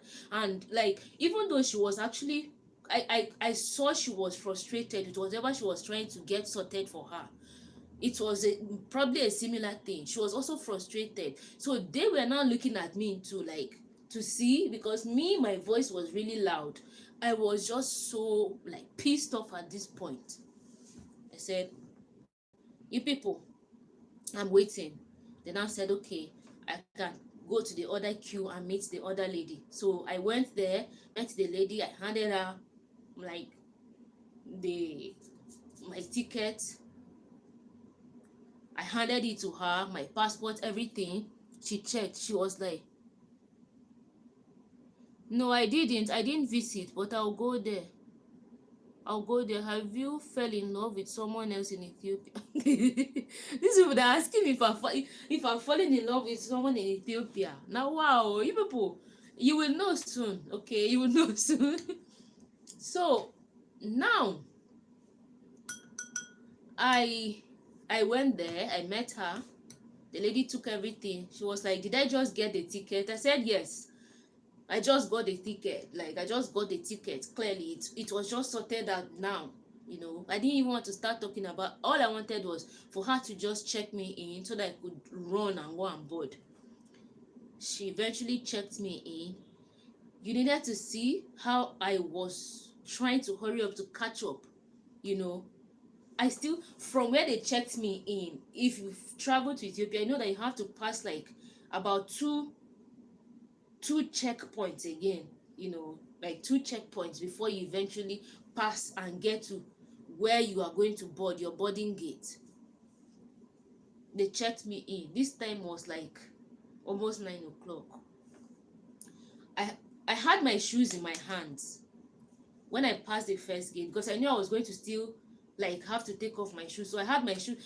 I was looking like a mad woman at the airport that day. I didn't care. I had my shoe in my hand. So when she checked me, I was like running with my bag on my backpack on my back. I had my shoes in my hand. This one, I just ran, passed, drop, check. That's how I passed. I wore my shoes. I almost forgot my jacket on the scanning belt there. I remember that I ran back. I went and picked it. Jacket that I just bought the day before yesterday, before I left. I would have forgotten it. Hmm. I ran back. I went and picked it. That's how I ran. I ran. I went and joined the queue. Luckily, boarding was fast, so there wasn't really much check. They just like checked it, and that was how I was able to board the plane and get back to Nigeria. I felt so frustrated that morning. I was mad. I was like, why did I have to go through this? It wasn't a fault of mine. I had taken precautionary measure on time. When I knew I wasn't going to Kenya, I respected myself. The only thing is I didn't vlog that part. Maybe if I had done a vlog, you guys would have borne me witness. But I went to the Ethiopian Airlines office. I told them I'm not leaving. I'm no longer going to Kenya. So what can you do? That was a conversation we had. Now I'm vlogging with my phone. I would have shown you the tickets that when I went to their office, they did everything, gave me a new reservation and everything. They sent it to me. I have it on my phone. Only for me to get to the airport the day I'm going to depart the country, you are telling me you can't check me in. You are telling me I can't go to Nigeria. I have to go to Nairobi. I don't have a problem going to Nairobi. That was a plan. But because of the lockdown, I can't go, and I don't have a visa. I didn't apply for a visa anymore because of the lockdown, so I can't go. They won't let me in, and the country is in lockdown. I don't want to go. At this time, I wanted to come back to Nigeria so that I would rest, like recoup, have my head together and everything. Well, eventually I asserted myself. I stood my ground, and I was able to fly back to Nigeria. So lesson learned: just be assertive. When you know you are right, be assertive. Don't be rude, but be assertive. Like, I wasn't rude to them. I was just assertive that I did the right thing. I know I did the right thing. So you guys can't turn me back now. You can't put me in a corner. I must go back to Nigeria today. Okay, so that was what happened that day. So once you are right, do the right thing. Please just make sure you do stand your grounds and make sure the right thing is done for you. Yeah, she should have consulted her boss first. They just, yeah, I agree with you. She should have consulted her boss first, because I feel like when the boss came, the boss kind of guided her on what to do. So sometimes, like, when you work in a corporate organization, if you don't know what to do, ask the next person, the superior.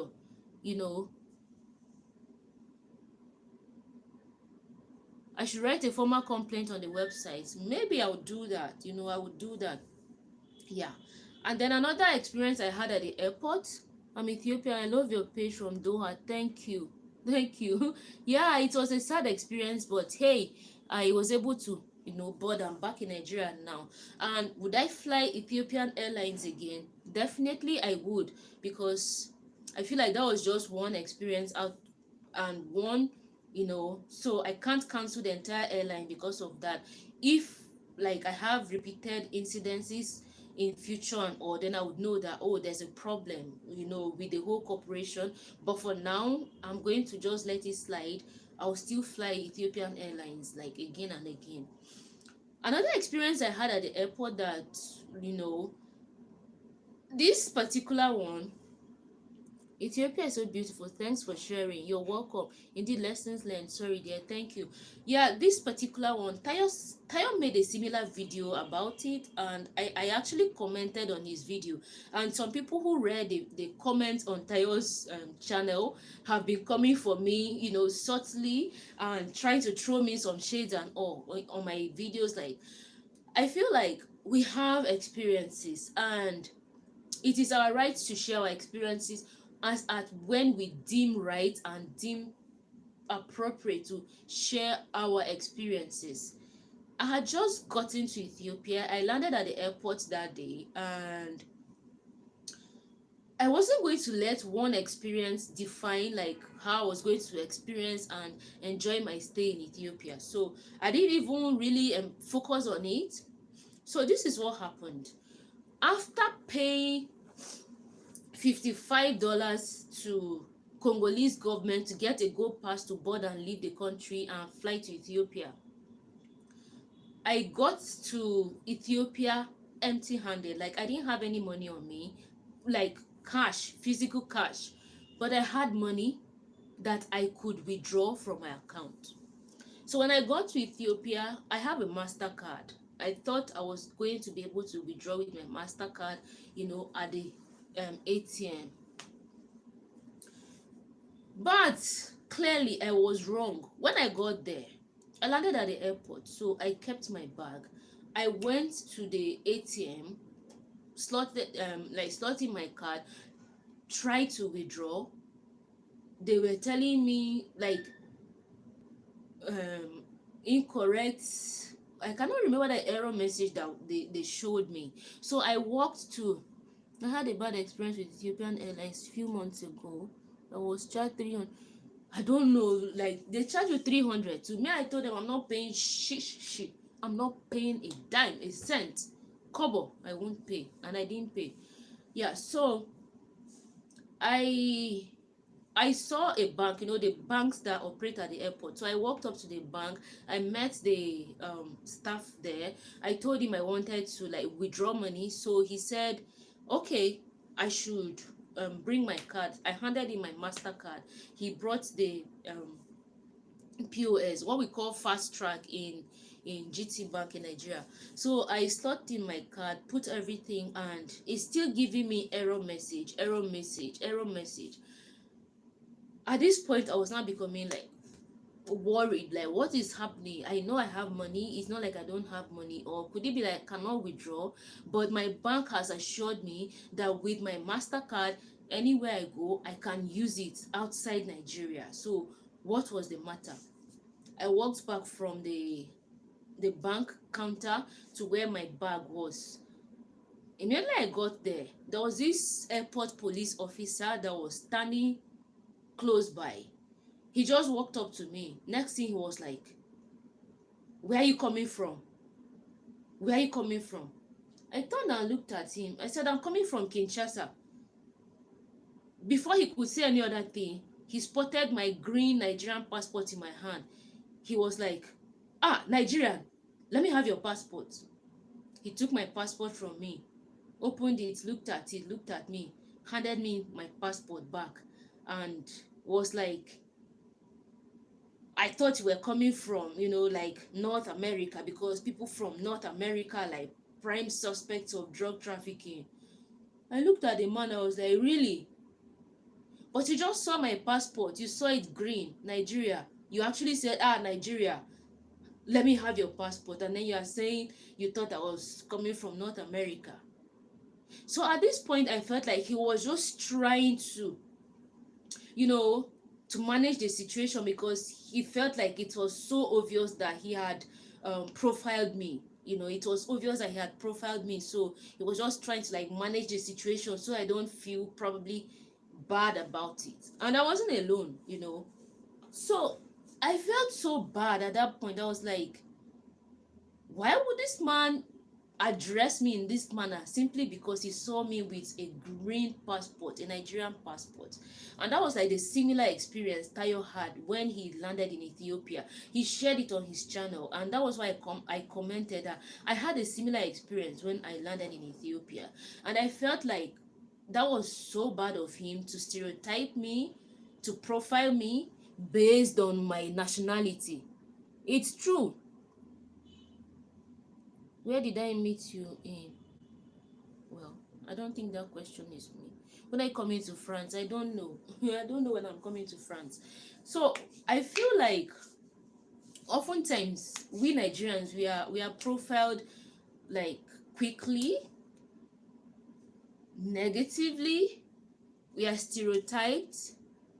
I don't know what's wrong between Ethiopian police and Nigerians. I don't know. Other YouTubers from Nigeria face the same issue in Ethiopian airports. This is sad. Yeah. So I feel like it's so bad because there are bad people all over the world.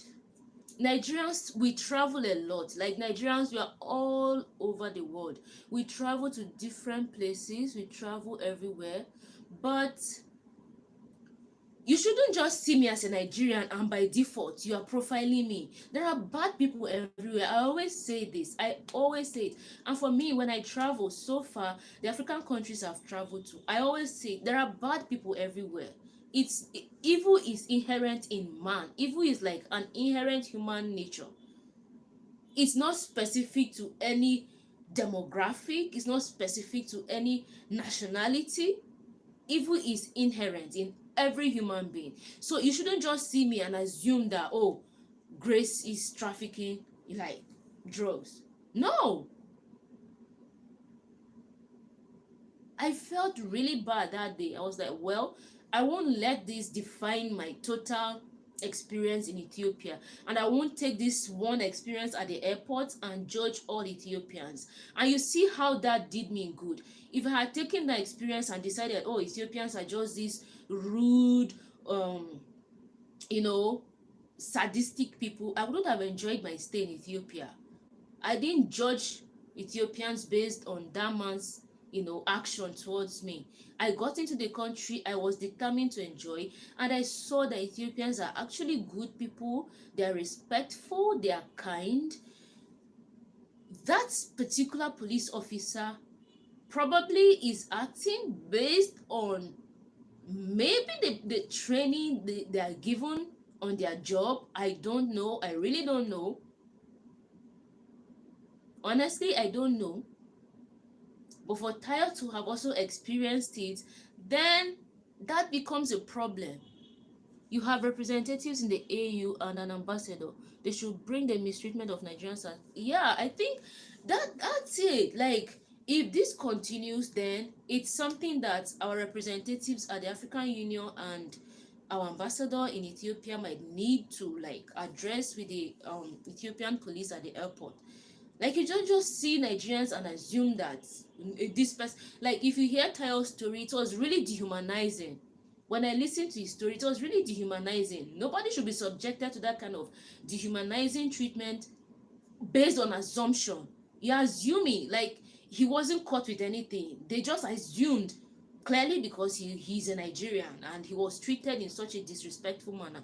For me, I feel like mine was less serious, but it's also still something that should be addressed. It shouldn't be allowed to continue.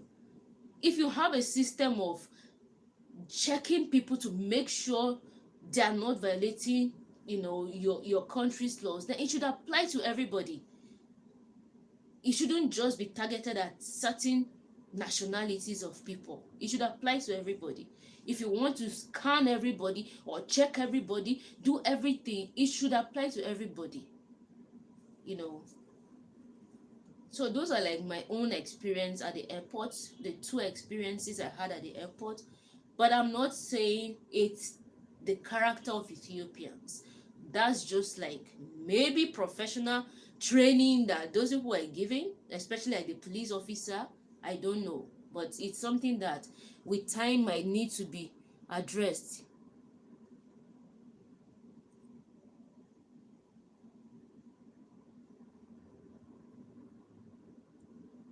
Yeah, so basically those are like my experiences. So that particular person who comes to my channel to like comment, and because I've been like on the video I uploaded yesterday talking about my observations about Ethiopia, I think the person commented saying, I'm saying all these things now and I'm the one who said I was treated in this manner. If I don't talk about it, how will it, like,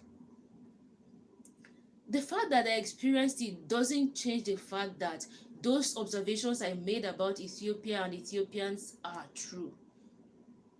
Those are my honest observations, and a lot of people agreed. A lot of people who are not even Ethiopians agreed that yeah, those were like true observations. So sometimes let's like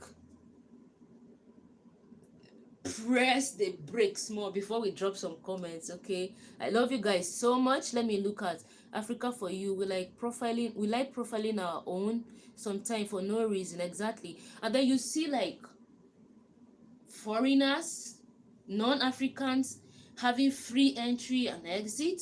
They are not subjected to the same kind of treatment. Is it that those people are not capable of evil? Is it because they have a different skin color from us? Evil is inherent. Like everybody, every human being is capable of evil. Yeah, so basically, those are my two experiences that were not so pleasant, but overall, my experience in Ethiopia was awesome. Awesome. I loved it. And will I go back? Definitely. Sooner than I expected. We mistrust our own. Yeah, we mistrust our own. One love from the Caribbean. Thank you. How is the Caribbean today? So I'm going to take questions. If you have questions for me, feel free to ask me questions. I probably must have missed some questions while I was talking. I'm trying to look at them, like the comments. If you are new here, kindly click on the subscribe button. Okay, tap on the bell, share the stream. Let's have more people coming in, and the more the merrier. Now that I'm back in Nigeria, it is because some Ethiopians are tricked with black money scam by Nigerians in Addis. It's a big story in local. Yeah, so that's also another thing. I feel like you shouldn't even what. Okay, like I'm a Nigerian.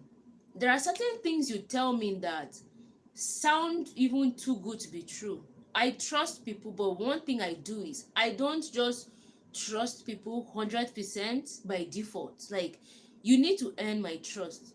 Maybe it's something about being a Nigerian, I don't know, but I don't trust people like 100%. So if I meet you and you start telling me about, oh, there's this amazing,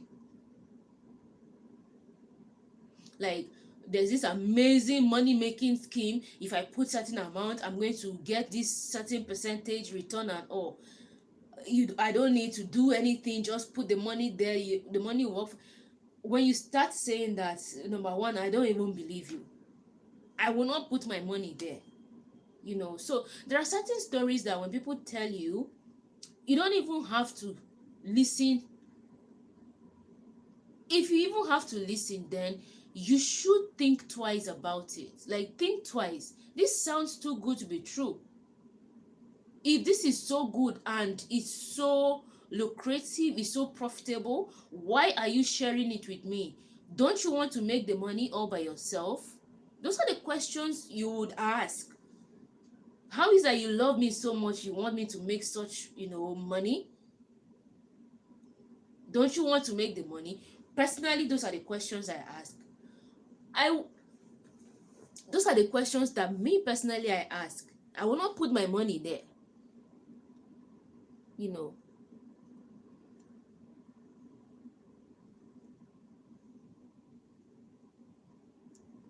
yeah.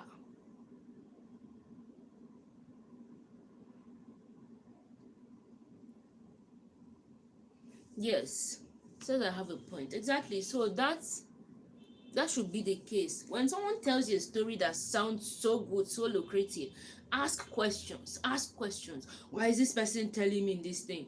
If it's so good, don't you want to make all the money by yourself? Why are you telling me about it? Ask questions. Do you love me that much that you want me to make all this money? Ask questions. And if they don't give you concrete like answers, you thank you, Rita E. I love it too. Immediately I got back to Nigeria, like the weather was so hot. Like, it's been raining for the past like 2 days, just some drizzles here and there. So the weather feels better now. But the day I landed, it was so hot. I had to quickly do this. I actually wanted it even shorter than this, but the stylist just kept going longer, and I ended up with this. But I really love it. Like, it allows air in my head, and I'm able to think straight. But that one was good for this weather. It was full, and it gave me warmth on my head because Ethiopian weather is hotter. Where do you plan to go next? You'll find out very soon. You'll find out very soon. But while I'm in Nigeria, I'm going to be vlogging in Nigeria. I'll show you some parts of Nigeria, before I travel again. I love you, Grace. Love from Kinshasa. I love you too. Thank you so much. How is Kinshasa today? Thank you, my story. Thank you. Yeah, so if you have questions for me, feel free to drop your questions. Exactly, Rita, they don't listen. I was like, this is quite long. She said, no, it's not long. I know what I'm doing. I said, madam, you know what you are doing, but this is not what I wanted. I told you I want this thing short. I don't even want it. I wanted it like short, not to bother my neckline. But she kept going longer, see. And she ended up wasting my like extensions. And extensions are expensive now.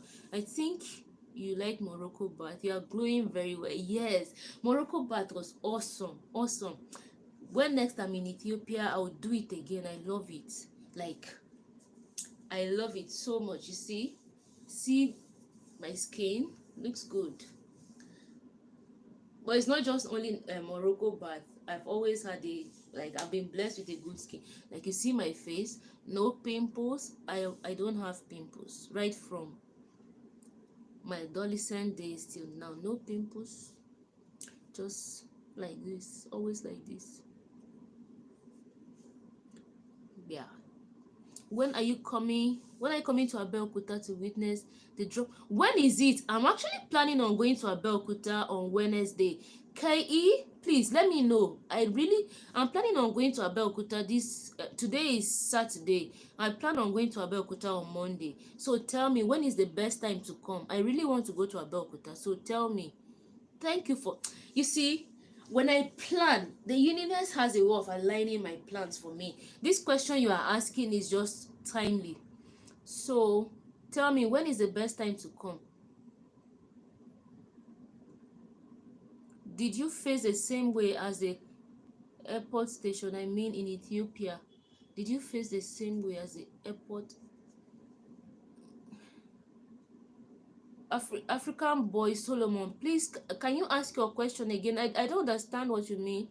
Like, same way, how do you mean? Okay. K28, I'm waiting for your response, please. When is the best time to come to Abeokuta? I would like to witness that drum festival and do other things. I really want to show like Abeokuta, the rich culture and all there. If it sounds too good to be true, it's probably not good. Exactly. I'm glad you made it back to Nigeria. Okay. Just keep being you. Thank you. Thank you. It's Noni. I appreciate you. Visiting South Africa. Yes, I am. I will. I'll come to South Africa. Virtual Grace, I miss you. I want to meet you when you come again. I miss you too. Are you in Ethiopia? Let me know. Are you planning on visiting Northern Nigeria? Yes, I'm planning on visiting. Just that these local flight tickets are always not funny. But yeah, I would love to. Especially Kano. I would like to go to Kano. My friend Enoch was asking about the tie and dye pit there. I really want to come to Kano because there's a lot of culture and history in Kano as well. So you guys, you can support my trips through PayPal, super chats, any way to enable me like travel even within Nigeria, because Nigeria is so big. There are places I would like to go to. I have to fly, like return ticket to and fro those places. So um it's money. Okay, Michael, sure, I'll see you when I come to Ethiopia. Would meet. Come to South Africa. Norbert Kasongo, sure, I will come. Can you please show us your living room? It's cozy. Oh, okay. I actually have like a full apartment tour video on my channel. Rita E. I have a full apartment tour video showing everything in my apartment. So you can check my channel, you see it. My apartment tour. Just check down, you see it. So you watch it. Like I took time to do a whole tour of this place and show everything here. So you would enjoy it. From your experience so far, what do you think we as Africans need to change? I think we need to do things in human-centric way. Yeah. So far, honestly, I feel like we need to improve on like infrastructural development in Africa. We really need to, like for Ethiopia was quite good. Like the roads are good. Even I traveled from Addis to Debrecen, the road was awesome, like no pothole, good. Even within Debrecen, good roads. I traveled from Addis again to Hawassa, good roads, clean, like awesome. So I feel like as Africans, we should improve on infrastructural development, like good road networks and all. If if we like electricity, if we improve on all of that, there's a lot that we as Africans can do, even on individual personal level, then mm, yeah, basically I think that's it. Like infrastructure, when we talk about our human interactions as Africans, I feel like it's good. I didn't have any like bad experience in Congo in terms of human interactions with Congolese. They were awesome, they were awesome. Even Ethiopia, awesome. When I went to Ghana, our interactions were like good. Africans are generally like welcoming, we are welcoming, yeah, so for that it's okay.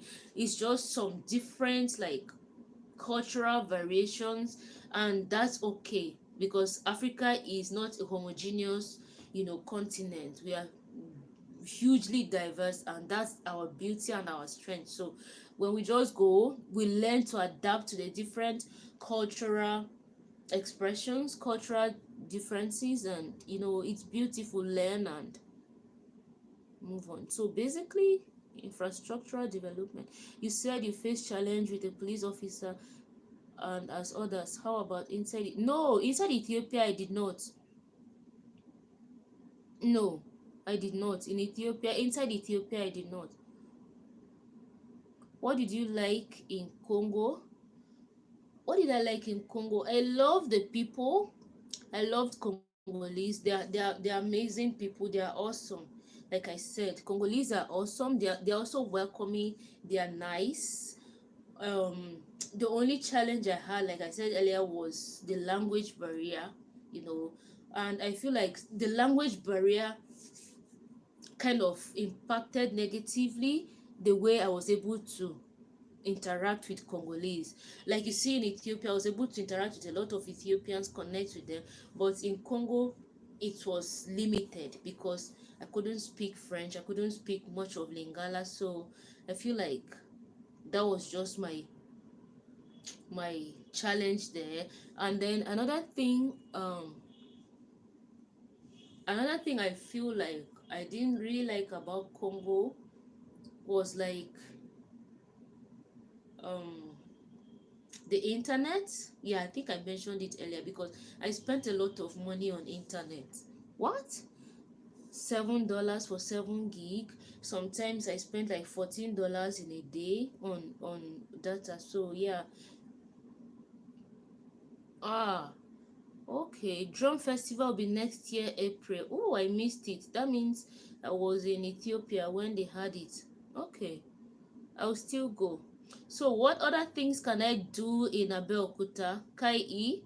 What other things do you live in Abeokuta? Let me know. Kai E, let me know if you live in Abeokuta. Which country's food you loved most? Um,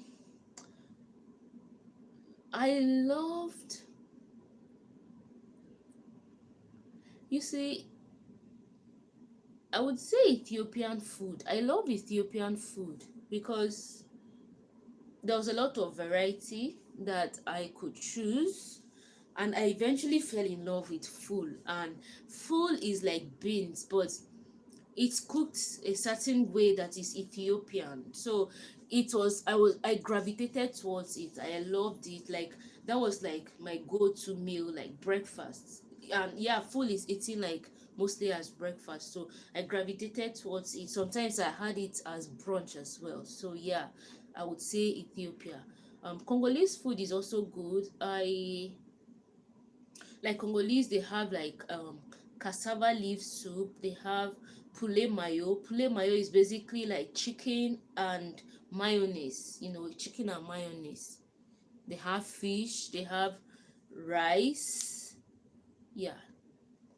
What do you like from Ethiopian people? And oh, I've said this. I love Ethiopians. Ethiopians are awesome. They are respectful. They are kind. They are giving. What I did not like, what I didn't like, I won't say I did not like, but what I observed that was like different and I found somehow was the fact that they seemed like shy people. You're interacting with them and they seem like shy. So there was like the one thing I was like, oh, I feel like with that shyness, it kind of somehow affects the way you get to connect with people, really express yourself with people, and like really like the person. You know what I mean? Watching the Hawks, Ethiopians hate Nigerians, but they treat you different. Well, I don't know about that because for me, I didn't have any hate experience from Ethiopians. How was the airport experience in Ethiopia? I just talked about it. I just talked about it like a while ago. I was profiled at the airport when I landed by an airport police officer because he saw my green Nigerian passport. So he profiled me, and I felt bad about it.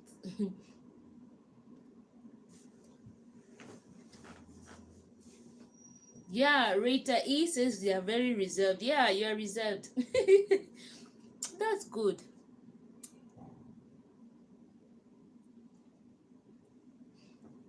Okay. More questions. If you have more questions for me, I have a video I'm going to upload tomorrow.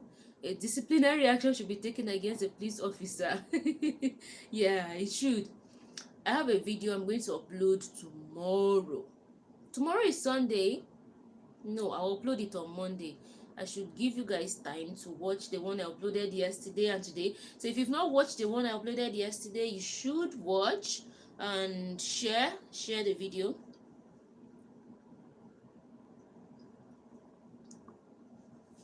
I also have another YouTube channel, and that's like my lifestyle channel. So I would be putting my lifestyle.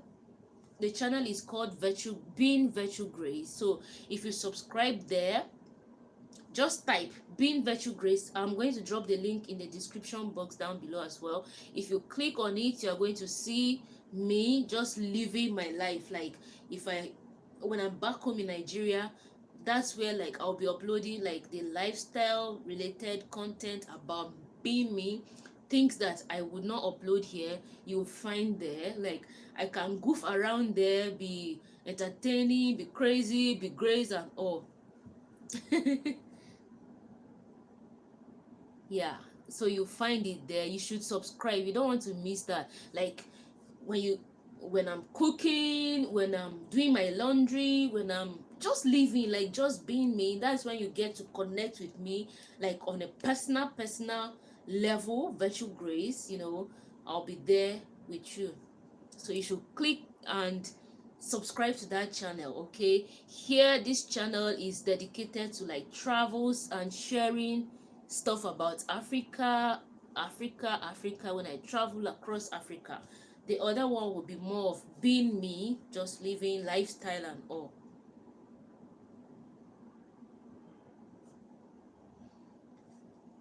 Yeah, K is expensive. It's expensive traveling within Africa. Yeah, it is.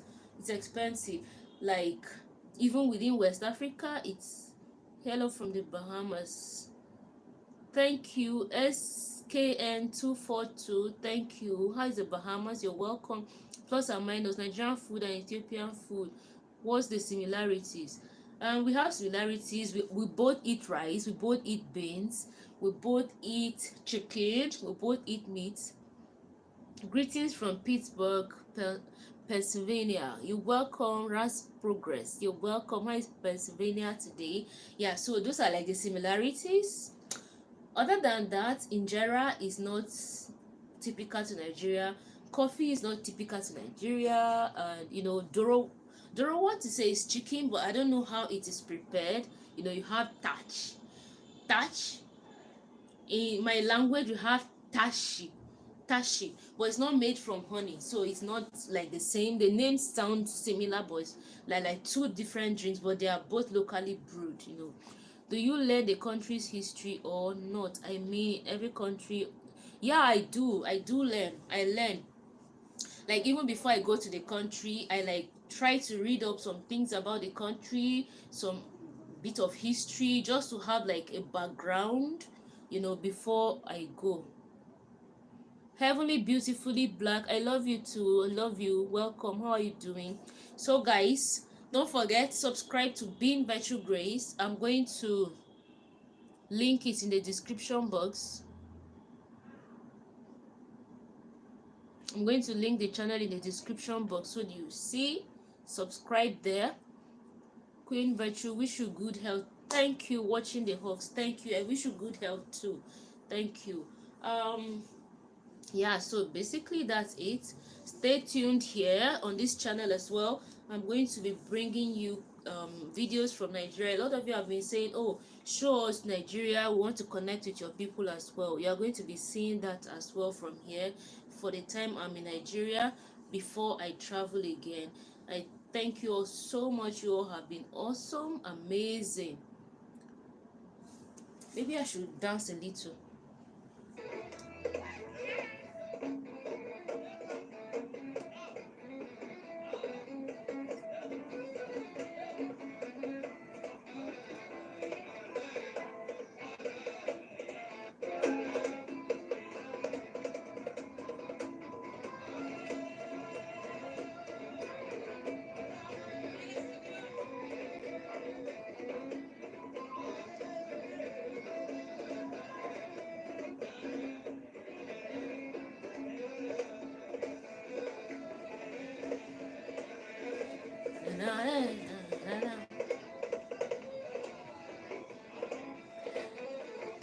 I'm still living Ethiopia memories.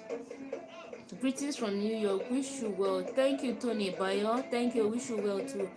Were you doing? We are doing fine. Did you carry any spice mixes from Ethiopia? Like, no, I did not. But I bought Ethiopian coffee. I actually, let me show you guys this thing I bought from Ethiopia. It came handy today when I was cooking. I was so happy. Let me bring it.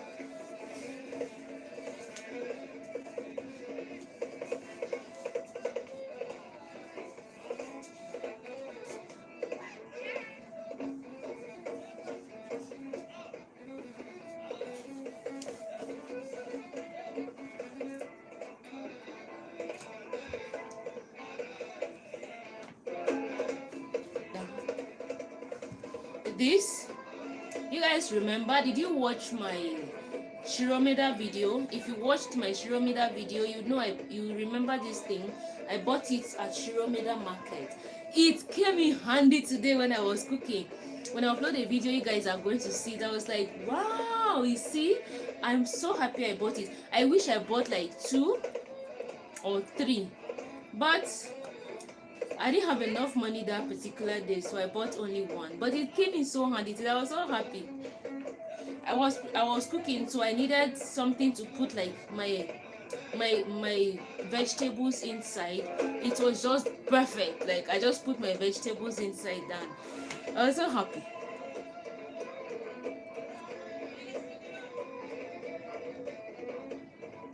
Someone is saying tip dance, please. Wow. Tip dance.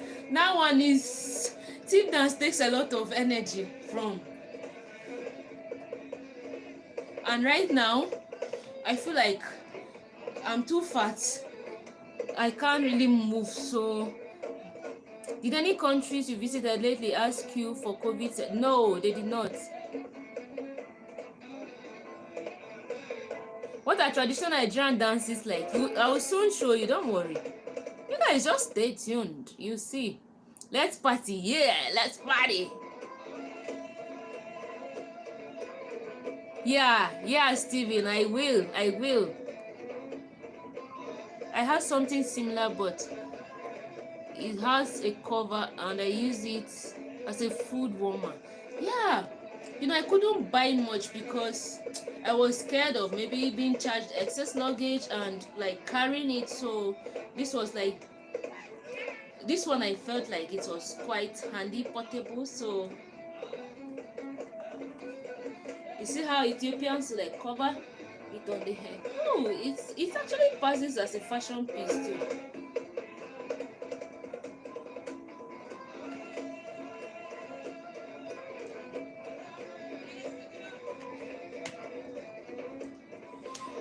Oh, I'm still living Ethiopian memories.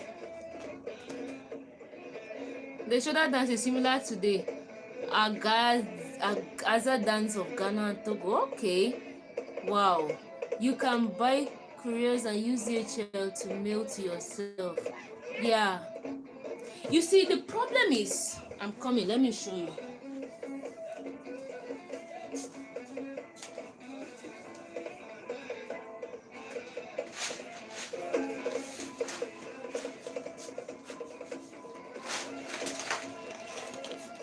You see, we Ethiopians love you, Grace. I love you too, college girl. Thank you. Robert, people do shoulder dance too. Really? Feleke, you choose one of the legendary singers. Oh, okay. Next time you come to Addis, internet is on me. Oh, my story. Thank you. My dad used to buy clothes and food in Ghana and mail it himself in Kenya. What do you call dance style? A kista. Yeah, it's a kista. So you see. Okay, Feleke means joyous, smiley. Okay.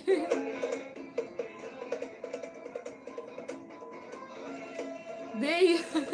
Okay, so see, my Ethiopian coffee that I bought, I was told that it's roasted already, and truly, when I saw this, I remember that, oh, it's actually roasted, because the beans are usually like greenish, some like whitish, so I should have remembered. I don't know, it was last minute buying, and someone actually told me that like Tomoka, like they have the best coffee, so if I'm going to buy, I should go to Tomoka. So that was just my default. I was like, okay, I'll go to Tomoka, and then I went and bought this. Initially they handed me the one that was grinded, like blended already. I said no, I wanted the beans, and then they gave me these beans. I didn't know it was like already roasted.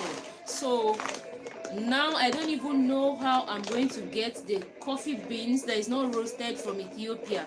I really wish I can get it, but I don't know anyone coming from Ethiopia to Nigeria to bring me the raw coffee beans, because I really want to do the coffee ceremony here. You know, I really want to, but with this one now I can't, this because already roasted, so I can only blend this one and prepare coffee to drink. So yeah, that's so bad, but let's dance. I guess I might figure it out.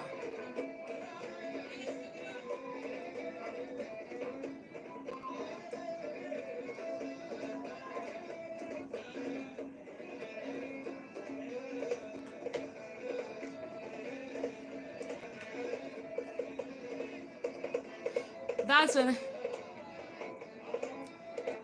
Virtue Grace Fikir Libby. What does that mean? What does that mean? Tell me. That's what I drank in '93 on my flight from Nairobi to Accra. It was so rich, I stopped drinking coffee. Yeah, I'm enjoying. I'm enjoying. You traveled somewhere and it just doesn't leave you. Let me show you guys what I'm enjoying.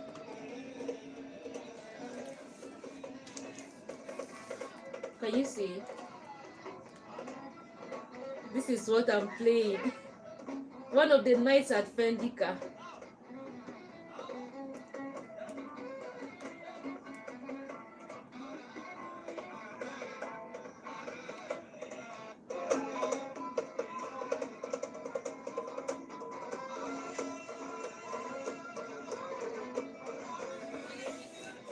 Yeah, so that's what I'm enjoying. Look at this charming smile. Look at this charming guy.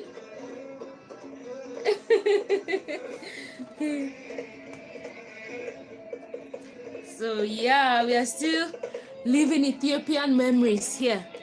Still very fresh.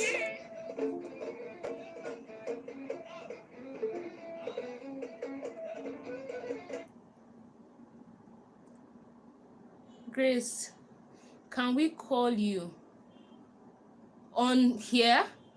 Here, I'm not sure because did you buy Jabena? Yeah, I bought it. I bought Jabena. I bought it. It's in. Let me show you. You guys, I'm just bringing all my Ethiopian buys.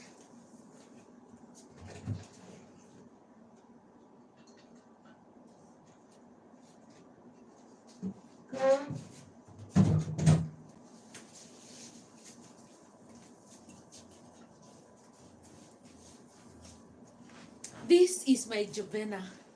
You see, I bought it with the stand and the cover.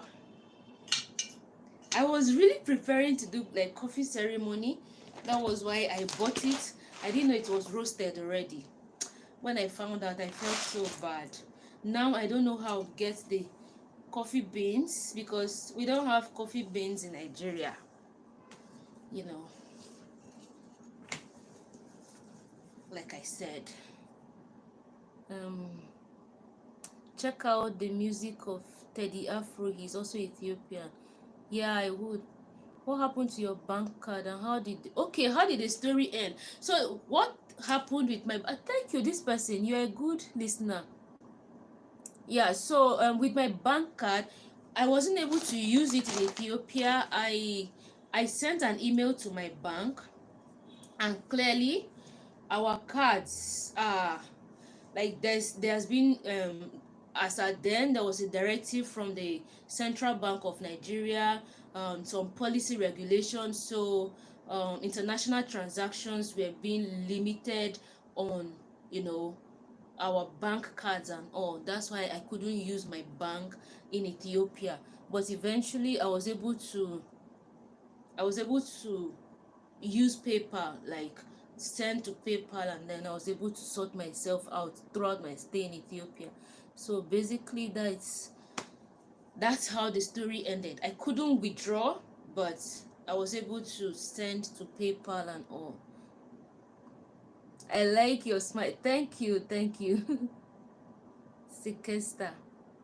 That we called Sekesta. Okay. Thank you, Samu Mele. Thank you. Welcome back, Virtue Grace. Thank you. Fun, she's on us. I Google you what means taking everything out brought from yes, good. You can buy the coal pot from Idumota. Okay, and if they have a clay pot, you can roast coffee. I actually bought, you guys, I'm bringing another one. I bought everything.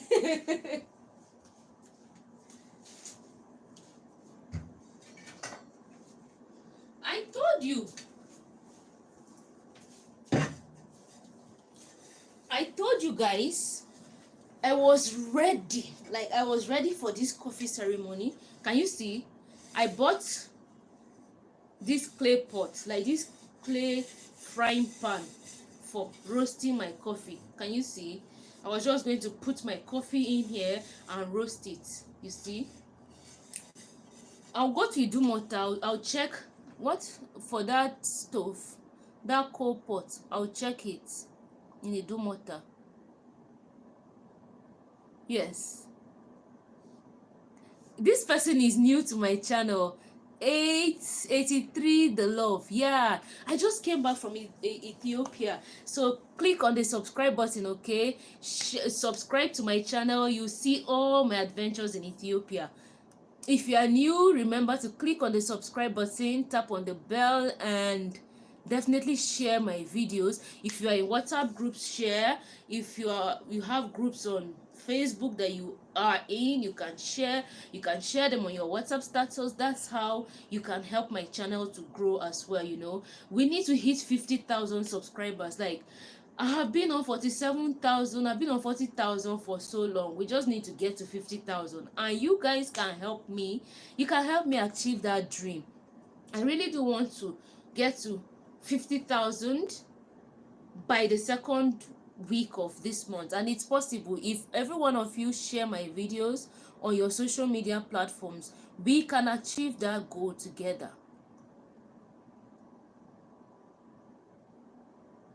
Okay, my story says I can contact an Ethiopian in restaurant in Lagos. They may help me get raw coffee. Where is it? I'm going to check. I'm going to check for Ethiopian restaurant here.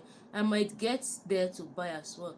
They want us to leave old culture, divide and rule, so we marry each other and confuse the old traditions and present the new ones. Yeah, we can intermarry, you know. What was your most memorable night in Addis, Ethiopia? My most memorable night. My most memorable night. Let me think. The night we went to, there were actually like 2 nights really. There were 2 nights, Doreen. Faker dear, Libby my heart. Okay.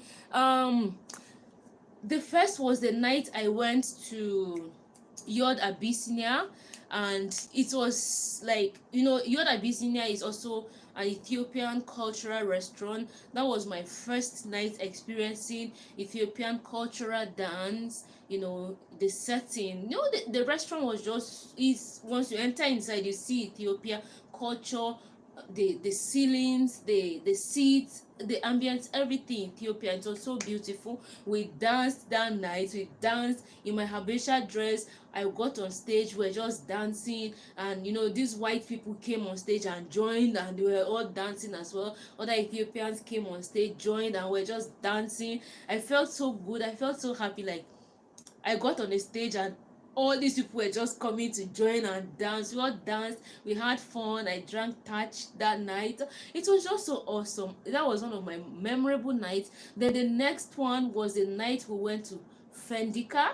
Hey, that night was crazy fun. Like, I went with my Nigerian sister Tolu and my Ghanaian sister Buki. We were there, and then and Damaris, yeah, we were together. So we were just there. We had drank some bottles, some glasses of wine, and my eyes were like, you know, closing a bit, but it was a good it was a good feeling. We were just dancing, having fun. It was jazz night really. When they were performing, they got to a point, they started like just playing some African tune that sounded kind of like West African and all, and I was just there. I couldn't hold myself on the seat. I was like, let's go and dance. I kept telling my Nigerian and Ghanaian sisters, like, let's go on stage and dance, because this place, we came out to party and we can't just sit here like this. Everybody's just sitting and listening to the drummers drumming instruments, nobody's dancing. Like, that's not how to party. Let's go and dance, let's have fun. I kept dragging them. They said no. I said okay, I'm going. I just stood up, and as I stood up, I saw Tolu was joining, I saw Buki was joining. We got on stage, and that was like the game changer for the night. The moment I got on stage and started dancing, the whole atmosphere, the whole like room changed. Everybody was just like shouting, hailing. People started recording. People like stood up. People who were at the back stood up to like see what was happening. They were just recording, clapping for us, hailing us. It was just awesome. We had fun that night. We danced, like, it was so good. I loved how we were able to switch up, and everybody was just like, ooh. And then the jazz night, the formal aspect of the night ended, and we went to the other side where they were just drumming like traditional Ethiopian songs, drums, sounds, everything, and we're just dancing. We danced that night. Like, we danced until like about 1-2 a.m. It was all fun. Like, the videos are on my channel. I had a good time. So like the 2 memorable nights for me in Ethiopia. Awesome. I had fun. I mean, I had other memorable nights, but those are like the 2 that really stood out for me, Doreen. So I hope I answered your question. Yes, you have the correct pan. You can use it for roasting spices, even iru and ehuru. Yes, or you can re-roast some for the small. Yeah, I can re-roast some. I think that's what I might end up doing. Wow, I'm still watching while doing housework. Yeah, thank you for watching. You will see this week 70K. Amen. We can actually achieve it, you know.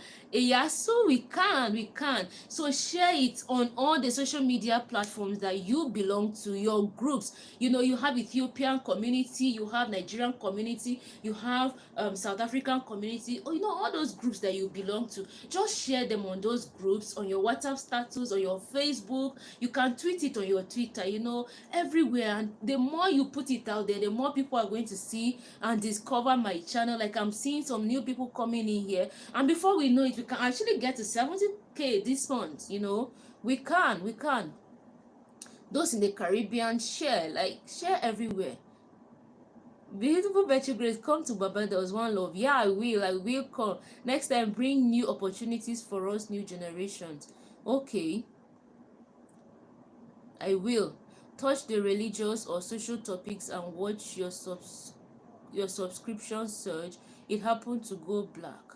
All right, I'm going to do that. I actually wanted to explore a lot of religious topics in Ethiopia, but I felt like I didn't really have people to guide me in. Like, you see, when I went to Debrizet, I went to this Orthodox church, and I really want to know.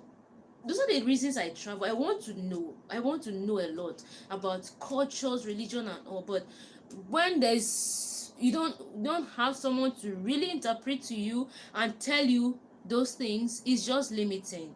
That was the reason I didn't really do much in terms of religion and, you know, like social things. I didn't want to go out all on my own because I don't know. So I might just be saying things that are not true or out of place. But yeah, it's a good suggestion. Thank you. I'm going to incorporate that. I'll be more conscious about it in my subsequent travels. In Ikeja, there's an Ethiopian restaurant called Kaldi. Wait, is it the same Kaldis in Addis Ababa? Wow, there's Kaldis, and Kaldis, they have like a lot of branches in Addis Ababa. Okay, you see, I'm going to try and go there. Kaldis in Ikeja. It's actually close to me. Yes, trying to get a date with Grace Steven and Obama. If you were to make a choice, where would you rather live, Ethiopia or Congo? Hey God, these people, stop putting me in this kind of tight corner. I hope, Mazai, I will not answer this question. I'm sorry. Well, I think it's a simple question really to answer. I don't think there's anything. I would love to live in Ethiopia, and that's because in Ethiopia there are a good number of Ethiopians who speak English, so it will be easier for me to get, you know, around living, you know, settling in or in Congo. The majority speak French and Lingala, and I don't speak French. Like, my French is very, very basic, and I don't speak Lingala either. So that's why I will choose Ethiopia. We watched you, was lovely.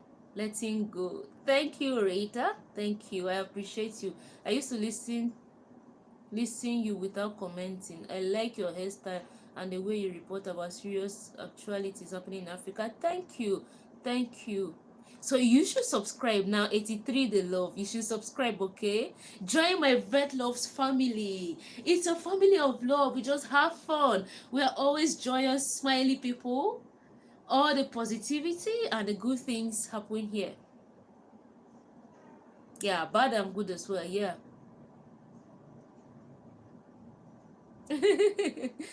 Grace, you're going back to work at the university or any Grace, you're going back to work at the university or any other work? No, not for now. For now, I just resigned in February. This is May. February, March, April, May. Just 3 months. Like, no, I don't want to go back to work now. I love what I'm doing now. Yes, Lord, might have to take my dogs along on that date. What happened with you and African Tigress? Nothing. Rambo Joseph, nothing happened. Big up yourself, Virtue Grace. Greetings from Jamaica. Thank you. You hit some large views when you commented on the Chinese racism in Africa. Remember sharing one? Yeah, I did. That was during the lockdown last year. Last year between March to May. I was like doing a lot of stories. That's what I said earlier. I love to talk about news and like current happenings in Africa, but I also love to travel. So it's a lot. Like it's a lot. I'm trying to strike a balance between juggling the two, news and travels at the same time. I'm alone. If I had a team I was working with, or if I had at least like an editor who would edit my videos, then it would be easier for me to create. But now it's a one man, show. I'm my camera woman, I'm my sound engineer, my post production, like editing, everything. Like the setup now, I have to do everything by myself. So it's a lot. But with time, I think when I'm able to afford an editor, I'll be able to do news and current affairs again alongside travels. Wello review, thank you. I'm Ethiopian. Thank you for visiting Ethiopia. My Nigerian queen. Thank you for the super chat. Thank you so much. I appreciate it. Thank you. You thought about dye the hair, the ends of hair? No, I don't want to dye my hair. No, this is actually some extension, but my actual hair, I'm not going to dye it. These are like some pins they're added to it. Yes, I do that. Like before I with the keywords and SEOs, I'm trying that. I do that as well. But most times it also helps with like also sharing. That's why I always emphasize on share. Like if you share my videos, new people get to see it, especially like people who are in your social circle. You recommend something to them, they trust you, they can like want to see, they get curious to see what you are sharing.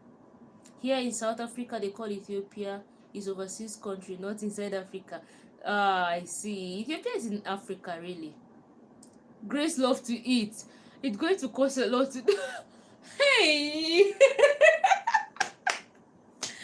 My goodness. You see, Damaris, I wish Damaris is in this chat room. Oh my God. I wish Damaris is in this chat room. This was something I said to Damaris. I said, Damaris, it seems I will get to a point where I would stop showing me eating in my videos because people might think I'm a foodie. True, I'm not. Like, I'm not a foodie. You see, eating is just a daily human routine. We eat every day, but I also eat every day. You'll be surprised that sometimes, like when I was in Ethiopia, there were times I ate once a day. There were days I didn't even eat at all. I just maybe drank coffee or like maybe went on juice. Like juice, there's juice, abundant juice, like the smoothies that they sell in Ethiopia. Those were like some of the things I went on in a day in Ethiopia. But on days when I maybe go out, I eat, and I include an aspect of me eating in my vlog. People might think that, oh, Grace loves to eat, Grace is a foodie. Since I came back to Nigeria, this is 1 week. Today was the first time I cooked since I came back here. You won't believe it.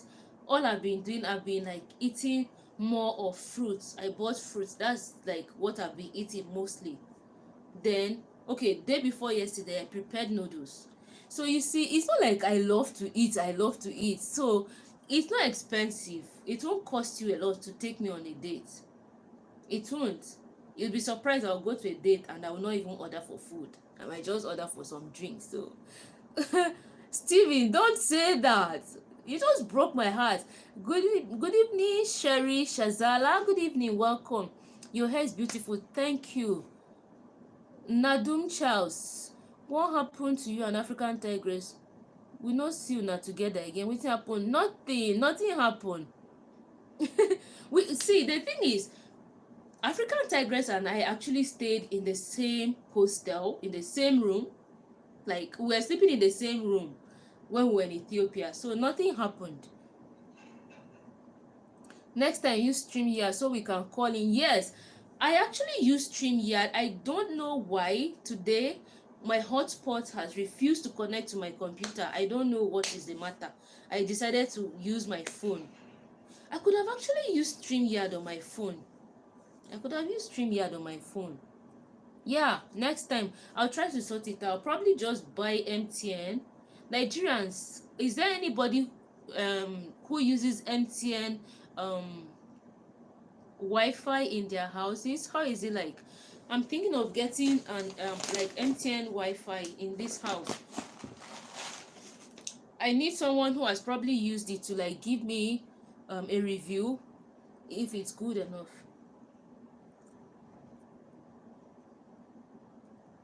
People want drama. Me, I don't want drama. The only drama I want is a drama that will give me money. Positive drama.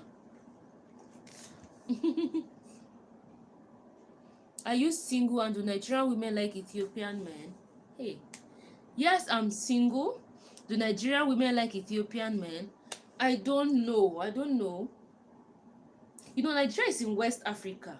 Ethiopia is in East Africa. So I really can't even say if Nigerian women really know much about Ethiopia and Ethiopian men. I don't think so. I can't say if Nigerian women love Ethiopian men, because number one, Nigerian women don't even know much about Ethiopia, not to talk of Ethiopian men. Yeah. Nigerian women, if you are in the chat room, you can also help answer this question. What I've said is true or not? If you are here, you're a Nigerian woman, you love Ethiopian men, let me know. For me, I love Ethiopian men. They are awesome. They are handsome. They are gentle, soft-spoken, kind. Yeah. Sometimes shy, but I've been told it's part of the culture.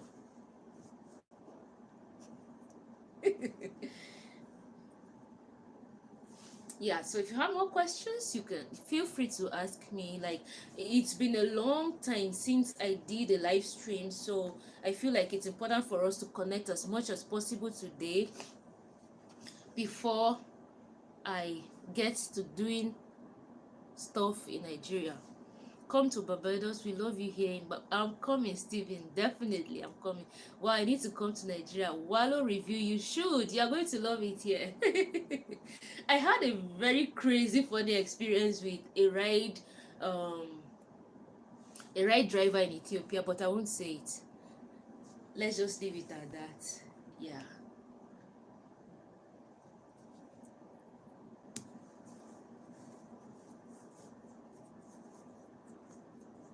But it was just funny, really. It was just funny.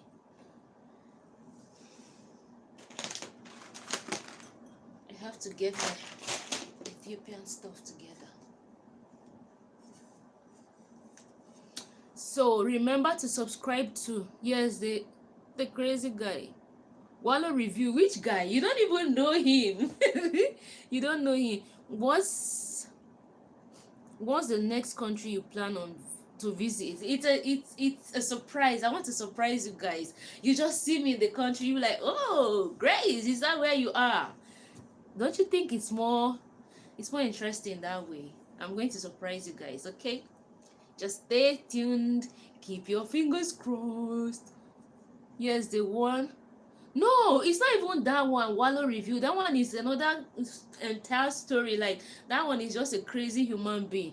He just, oh God, I don't even want to remember that guy. Do you know, Wallow review, I paid that guy up to 3,000 birr, to like show me around, and then everything was just a total mess. But you see, that's the thing with traveling to places you really do not know people. By the time I was leaving Ethiopia, I had met a lot of, like the day before I left Ethiopia, I met this amazing guy, very kind. Oh, 2 days before I left, I met him. We went to the same restaurant to eat, and we just started having conversations. And he gave me a ride, dropped me at home. The next, we exchanged like contact. The following day, he told me if I want to go anywhere, I should just call him. He would like drive me. The following day, like we linked up. He was so kind. Like he drove me around, showed me places. We just like basically spent the entire day together. He just was so awesome, like really kind, nice guy, you know. I was like, where were you? Why didn't I meet you all this while? Now I'm about to go, like I'm meeting you. But hey, it's all good. Sometimes certain people are meant to come to your life at such times, you know, but we're still in touch. We still talk. What do you think about Nigerian unity trying to split apart politically? I don't want us to split. We are stronger together. There's our diversity is our strength, and we are not going to split. I think it's just, you know, some challenges we are facing as a nation that we can sort. That's the thing. Some people take advantage. Yeah, I paid him a lot. Like I felt like he charged me a lot of money, and I paid him. At the end of the day, it was just a total mess. I felt so bad. I felt so bad. Yeah. But the guy I talked about is like a whole different person. The one I had another crazy experience with.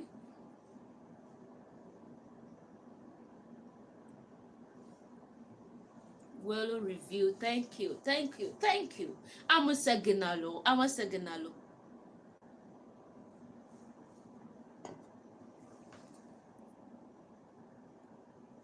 We've been talking for like 2 hours, guys, and it feels like we're just starting. I enjoy connecting with all of you, talking with you.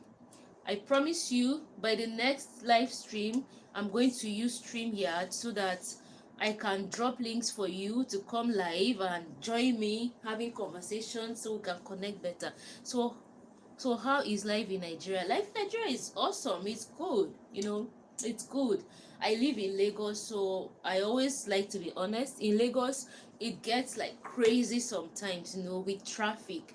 Lagos is a densely populated city. I think Lagos is the most populated city in Africa, so you can just imagine the chaos and craziness that goes on here. Like with traffic, when you come to Lagos, especially from a less crowded city, you would struggle with the traffic. You know, when I went to Addis, they were like, oh, there's traffic in Addis, there's so many people. And I got there, I was like, where are the people? Where are the people? Like, you talk about traffic, I never had issues with traffic. I was always like getting around, doing things with ease. I was like, when you come to Lagos, you know the true definition of traffic, you know the true definition of crowd, many people when you come to Lagos. Yeah. What time is it in Lagos? It's 8:40 p.m. 8:40 p.m. in Lagos. What do you advise new African new generation? New Africans, the new generation of Africans, we should be united. We should be united. This new generation of Africans. If you've not subscribed, click on the subscribe button, okay? Remember to share the video, share it everywhere you every groups, WhatsApp groups, Facebook groups, Twitter groups, everywhere you have a group. WhatsApp status, you can put them everywhere. The more you put it out there, the more people would get to know about my channel and subscribe. A lot of new people have come here today, so if you've not subscribed, subscribe, okay? I love you all so much. Yeah, new generation of Africans, we should be united. We should be patriotic as Africans. Like, we should put Africa first in everything. We should put Africa first, and let's just have visions for Africa. You know, we should also aspire to leadership position, because we are not too young to run as leaders, you know, and we have a lot to offer this continent. We cannot keep shying away and leaving it in the hands of the older generation, because clearly they do not really know what the millennials know, what the 21st century is saying, We have a lot to offer, talent, skills, and also we should take up leadership roles. We should be united. We should put Africa first. We have to believe in the potentials of Africa. We are Africa, the young generation. We are the ones that will change the narratives of Africa in every aspect. So be it in informal employment, in business, in anything, science, technology, whatever it is you are doing, aspire for the best for Africa. What's your next country? It's a surprise. You'll find out soon.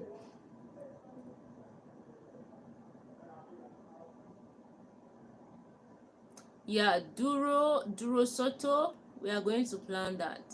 I live in Honolulu. You would love it here. Where is Honolulu? Is it a country in Africa as well, or a city in an African country? Let me know. Virtue Grace, the apartment is yours or it's rent? It's rent. Sub-Sahara is rent. You and Mira should travel together again to one country. I love your sisterhood and chemistry. Definitely, Doreen would do that. I was actually talking to Mira this evening. I was suggesting to her that we should travel even within Nigeria. So we'll probably travel together very soon. From France. Yeah, Galud. I missed you, Galud. Where have you been, sweetheart? I've missed you.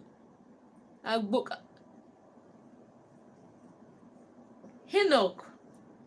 Hinok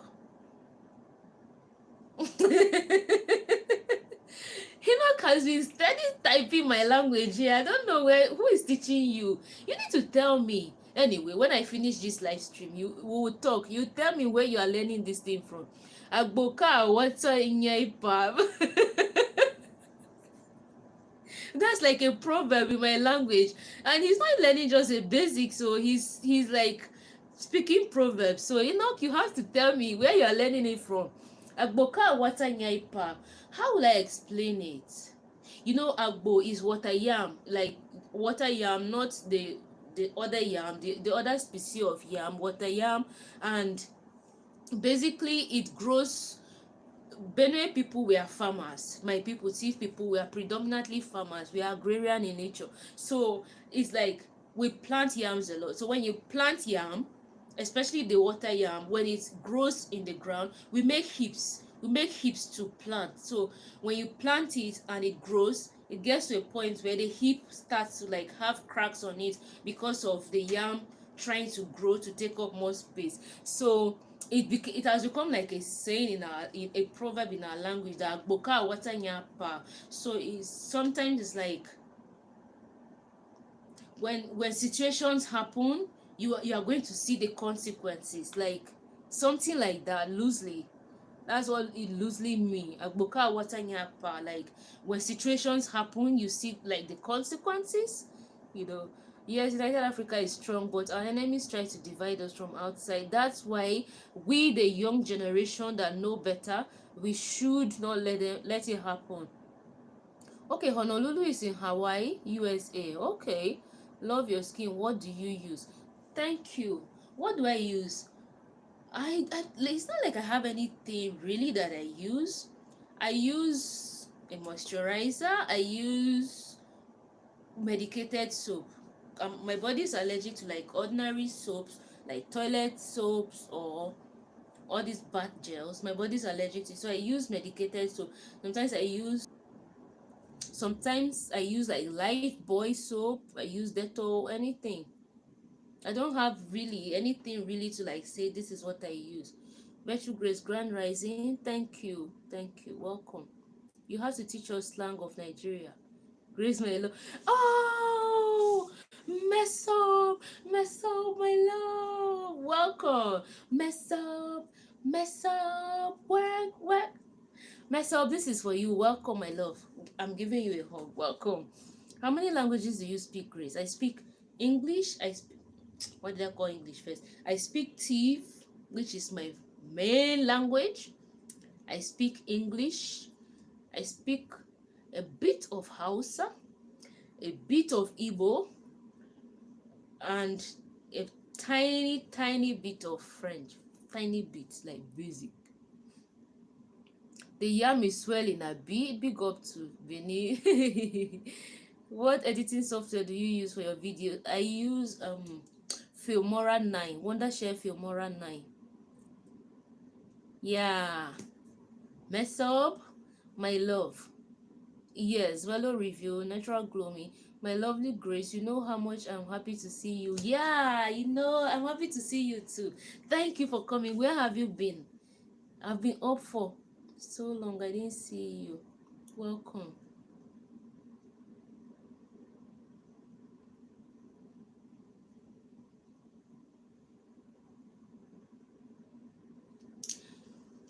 The divide and rule agenda. Already we know that it's a tactics of the Western world to keep us divided. So I feel like for us as the young generation of Africans, we know the tactics. So we should rise to the occasion. We should be more united. And that's why for me, like, we travel across Africa to show that as young Africans, we can travel within Africa, understand ourselves as Africans. You see that even in our differences, we are similar. Like I've seen in Ethiopia, I've seen in Congo, even in our differences, we are similar. So we shouldn't let people divide us any further. Now we know better. So we should not let it happen. You see, that's why we don't need to come on social media, for instance, fighting, promoting hate, agenda. Oh, this one is from Nigeria, so this one is this one. No, all that will not help us. We need to start promoting the fact that we can work together, we can visit each other, see the love we can share, everything. Mess up work, what's the meaning of your name? What would African nations do to inspire young people to travel? I feel like if African nations would look into the travel requirements, it's very important questions, the travel requirements to enter African nations, it would inspire people to travel. Like if it becomes maybe visa free or major, like visa on arrival for many Africans, knowing that once you get your bag, you get to the country, once you arrive in that country, you'll be issued visa on arrival, and all you have to do is maybe just give a processing fee. It would be good instead of charging so much for visa. You have to get a visa before you go, you have to do all of those things. It's going to inspire people to travel. So I feel like it's something that even African Union can look into, because I was at the African Union, they told me, oh, it's policy, they are basically like policy making body. So if they can make policy that African nations should you know facilitate travel within Africa, especially for younger generation of Africans, make it visa free as much as possible, or at least visa on arrival at very minimal cost or no cost at all. That would inspire a lot of people to travel. I tell you, a lot of people want to travel, but because of the money. Yeah, I'm watching you on 2 devices. Thank you, Jamil Kilani. Thank you. How much Igbo do you speak? Kekime. Nsogbu adiro. How do you plan on remaining humble when you hit a few 100K subscribers and become a celeb? Hey, being humble is my nature. Nothing, like, it's not.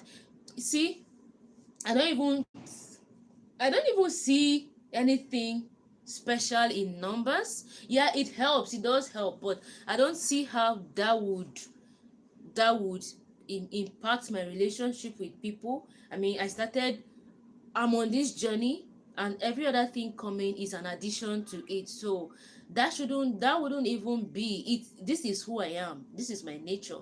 No matter what happens, no matter what I eventually achieve or acquire, it's not going to change who I am. This is just me. Grace, like, this is grace. Mesob is a traditional plate used to serve injera. Oh, I'm sure you have seen this in your other business. Okay, yes, I did. I saw it. Like a round traditional dress. Yeah, I saw it. Okay. The mining shining like a gold. Thank you.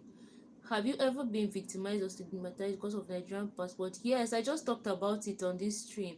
I was at the airport in Ethiopia by the airport police. Did your experience in DRC Congo surpass your expectation? No, it did not surpass my expectation, but it actually did meet my expectation. Though I wasn't able to really interact much with people because of the language barrier, I felt like the aspect of culture, I didn't really get it as much, because of the language barrier, you know.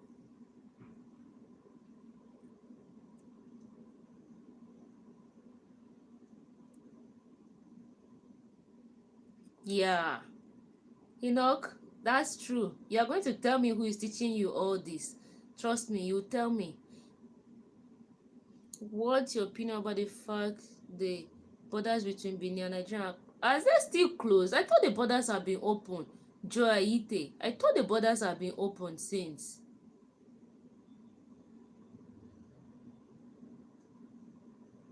Yeah, they will still worship it from Western world. Exactly. They keep running to them to take loans and all those things and keep being slaves to them. It's really annoying.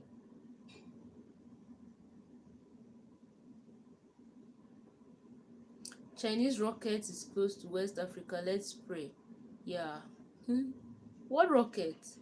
I agree. The AU needs to implement a universal visa entry policy. Exactly, exactly. We all need it. Yeah, I love eating food. Food was my favorite Ethiopian food. Most of these people have African name or avatar and pretend to be one of and say hateful things to divide us. Yeah, so you have to be watchful of them so you don't fall into the trap. You have stepped back on YouTube so much. I remember those days when you were on Phil Scott and some other shows. I've not stepped back. Remember after the, like I said it, during the lockdown, I was always at home. I wasn't working. I had all the day to stay at home, research, make videos, put out there. Like I was working round the clock during that period. And I'm not even saying it's an excuse or anything, but shortly after, when the lockdown was over, I went back to work, and that was one of the reasons I eventually resigned from my job, because my job was taking a lot of my time. I rarely had time to do other things, and immediately I resigned in February this year. I traveled to Congo, I traveled to Ethiopia, I just came back, so I know I'm not doing like news, but I'm traveling. Obama. Yeah, someone is saying the problem to open traveling in Africa is security to avoid criminals movement. That must be the case. Yeah, but like we can have checks, checks on at the land borders. You could, they could, if they open it in that way in terms of visa and entry policies, then they can tighten the securities at the borders to make sure that everyone getting into the access into the country, excuse me, is doing it the right way, is being documented. So if you get to land border, for instance, there are land borders even in West Africa. Before I leave Nigeria, there is a land border at Seme border, the border between Nigeria and Benin Republic. So before, like when I went to Benin, before I left Nigeria, they stamped me out, and then I went to the other side, which was for Benin Republic. They stamped me into their country, so I was documented. They know, and they ask you where you are going, like the address, all that information. They get it there so that they know where you are going. They know how long you would be there. So it's something that can be done, really. We're not saying entry should be free so people can just keep going in. Reduce the bureaucracy involved in travel. That's basically what we're saying. Thank you, Stevie, my boy. Thank you. Welcome. Been following you from Germany. Alice in Zioka, thank you. Thank you.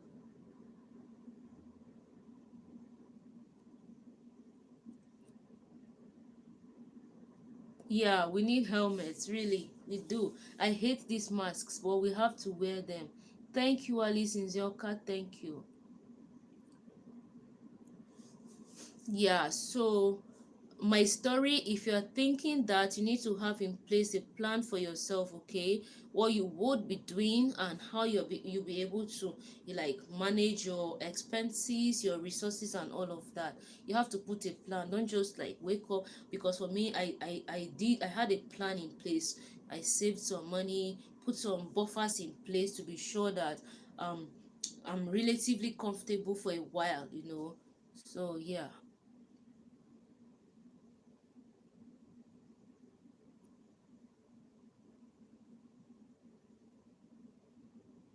Okay, I will check. Say Chinese rocket which is out of control is close to Nigeria. See the media. Okay, I will check. Okay, thanks to God, if that's real.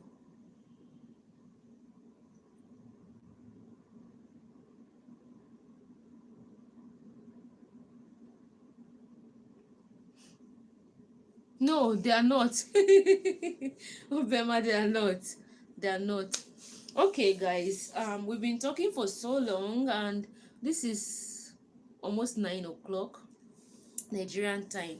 Thank you all so much. Like I said, if you've not subscribed to my lifestyle channel, you should subscribe there, being Virtual Grace, because I'll be putting my lifestyle related videos there. My Kenyan friend, she's in Kenya. I'm in Nigeria. Or are you referring to Damaris? If it's Damaris, Damaris is in Namibia right now. She's in Namibia. You should check her channel. You'll see what she's doing there. Hi, how are you before you go? I'm fine, Sunset Delight. I'm fine. How are you? You should subscribe to my lifestyle channel, Being Virtual Grace. You are going to be seeing my lifestyle related content there. And on this channel, you are going to be seeing um, my travel and, you know, travel within Africa, Africa related content. Thank you all so much. Remember to share my videos on your social media platforms, Facebook, WhatsApp, um, everywhere, every social media platform you belong to. We need to hit at least 70,000 subscribers this month. By the second week of this month we should hit 50,000. Like, we are so close, so close to 50,000. So just let's achieve this dream of mine together. At least by the second week of this month we should hit 50,000, guys. We can achieve it together. Okay, what about African government making it mandatory for high school students to passport when they pass out from school? Yes, that would also be good. That would also be good. And again, that would mean that they have to make the cost of acquiring passports very, very minimal, or they have to waive the fee, passport fee for such children, because getting a passport is really expensive. You know, getting a passport is not cheap in Nigeria. I don't know of other country, but in my country it's not cheap. So yeah, if the government makes it, like, maybe they waiver it or they subsidize it for high school students, so that as they are leaving high school they can have a passport, it would be good. Yeah, African Boy Solomon. I'm going to use StreamYard in my next live stream. Today is Saturday. We'll probably do another live stream next Saturday. Next Saturday or on Sunday. What do you guys think? Let me know. We'll do another live stream next Saturday or next Sunday. I love you too, Mesov. I love you. Thank you. We will subscribe your new channel. Alright, do so. If I were on my computer, I would have dropped the link there, but it's so unfortunate. My Wi-Fi has refused to connect to my computer. I don't know why. I will take care of you. Don't to work. Have a good night. Thank you. Hi Enoch, we like you. Nice to be on the live stream to show support. Yeah, Enoch is amazing. Enoch is just here steady speaking my language. He's going to tell me who is teaching him. Zadido. Enoch just said Zadido, and Zadido is goodbye in my language. You see, I got to sleep there, Grace. Thanks, Enoch. Mwah. Thank you so much. I appreciate you. Alright, guys, and that will be it from me. It's already 9 p.m. And you can interview someone who have knowledge on African culture and history. Right, I would do that. Yeah, I would do that. Thank you for all the suggestions that are coming.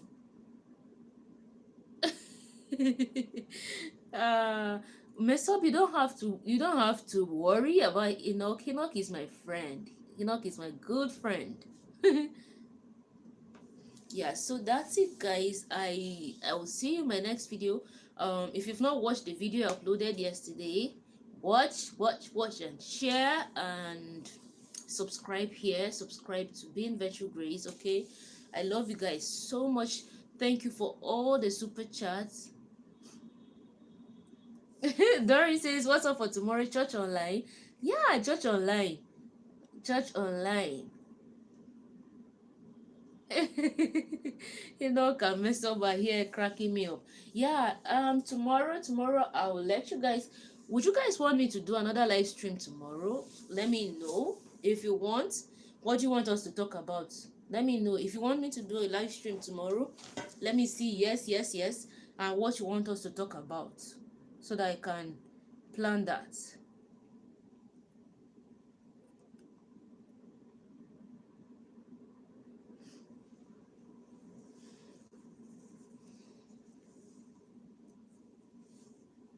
Okay, next Saturday. All right, next Saturday, so that I can use the time within the week to make videos. Okay, let's do it next Saturday then. But you see, that means I'll not get to go to maybe parties or go on dates or like hang out with people on Saturday night, because Saturday nights are for, grooving. But if I'm doing live stream, I'm here with you guys. I've been here since like 6 p.m. This is 9 p.m. So it'll be like 2 hours counting. I cannot go to party. I can't do anything, guys. You guys are just keeping me here. We are talking. But I love it. I love hanging out with you guys here. So I'm not complaining. All right, guys. Thank you all so much for tuning in. Thank you. It has been awesome having conversations with all of you. Take care. I'll see you in my next video, in my next stream. Mwah.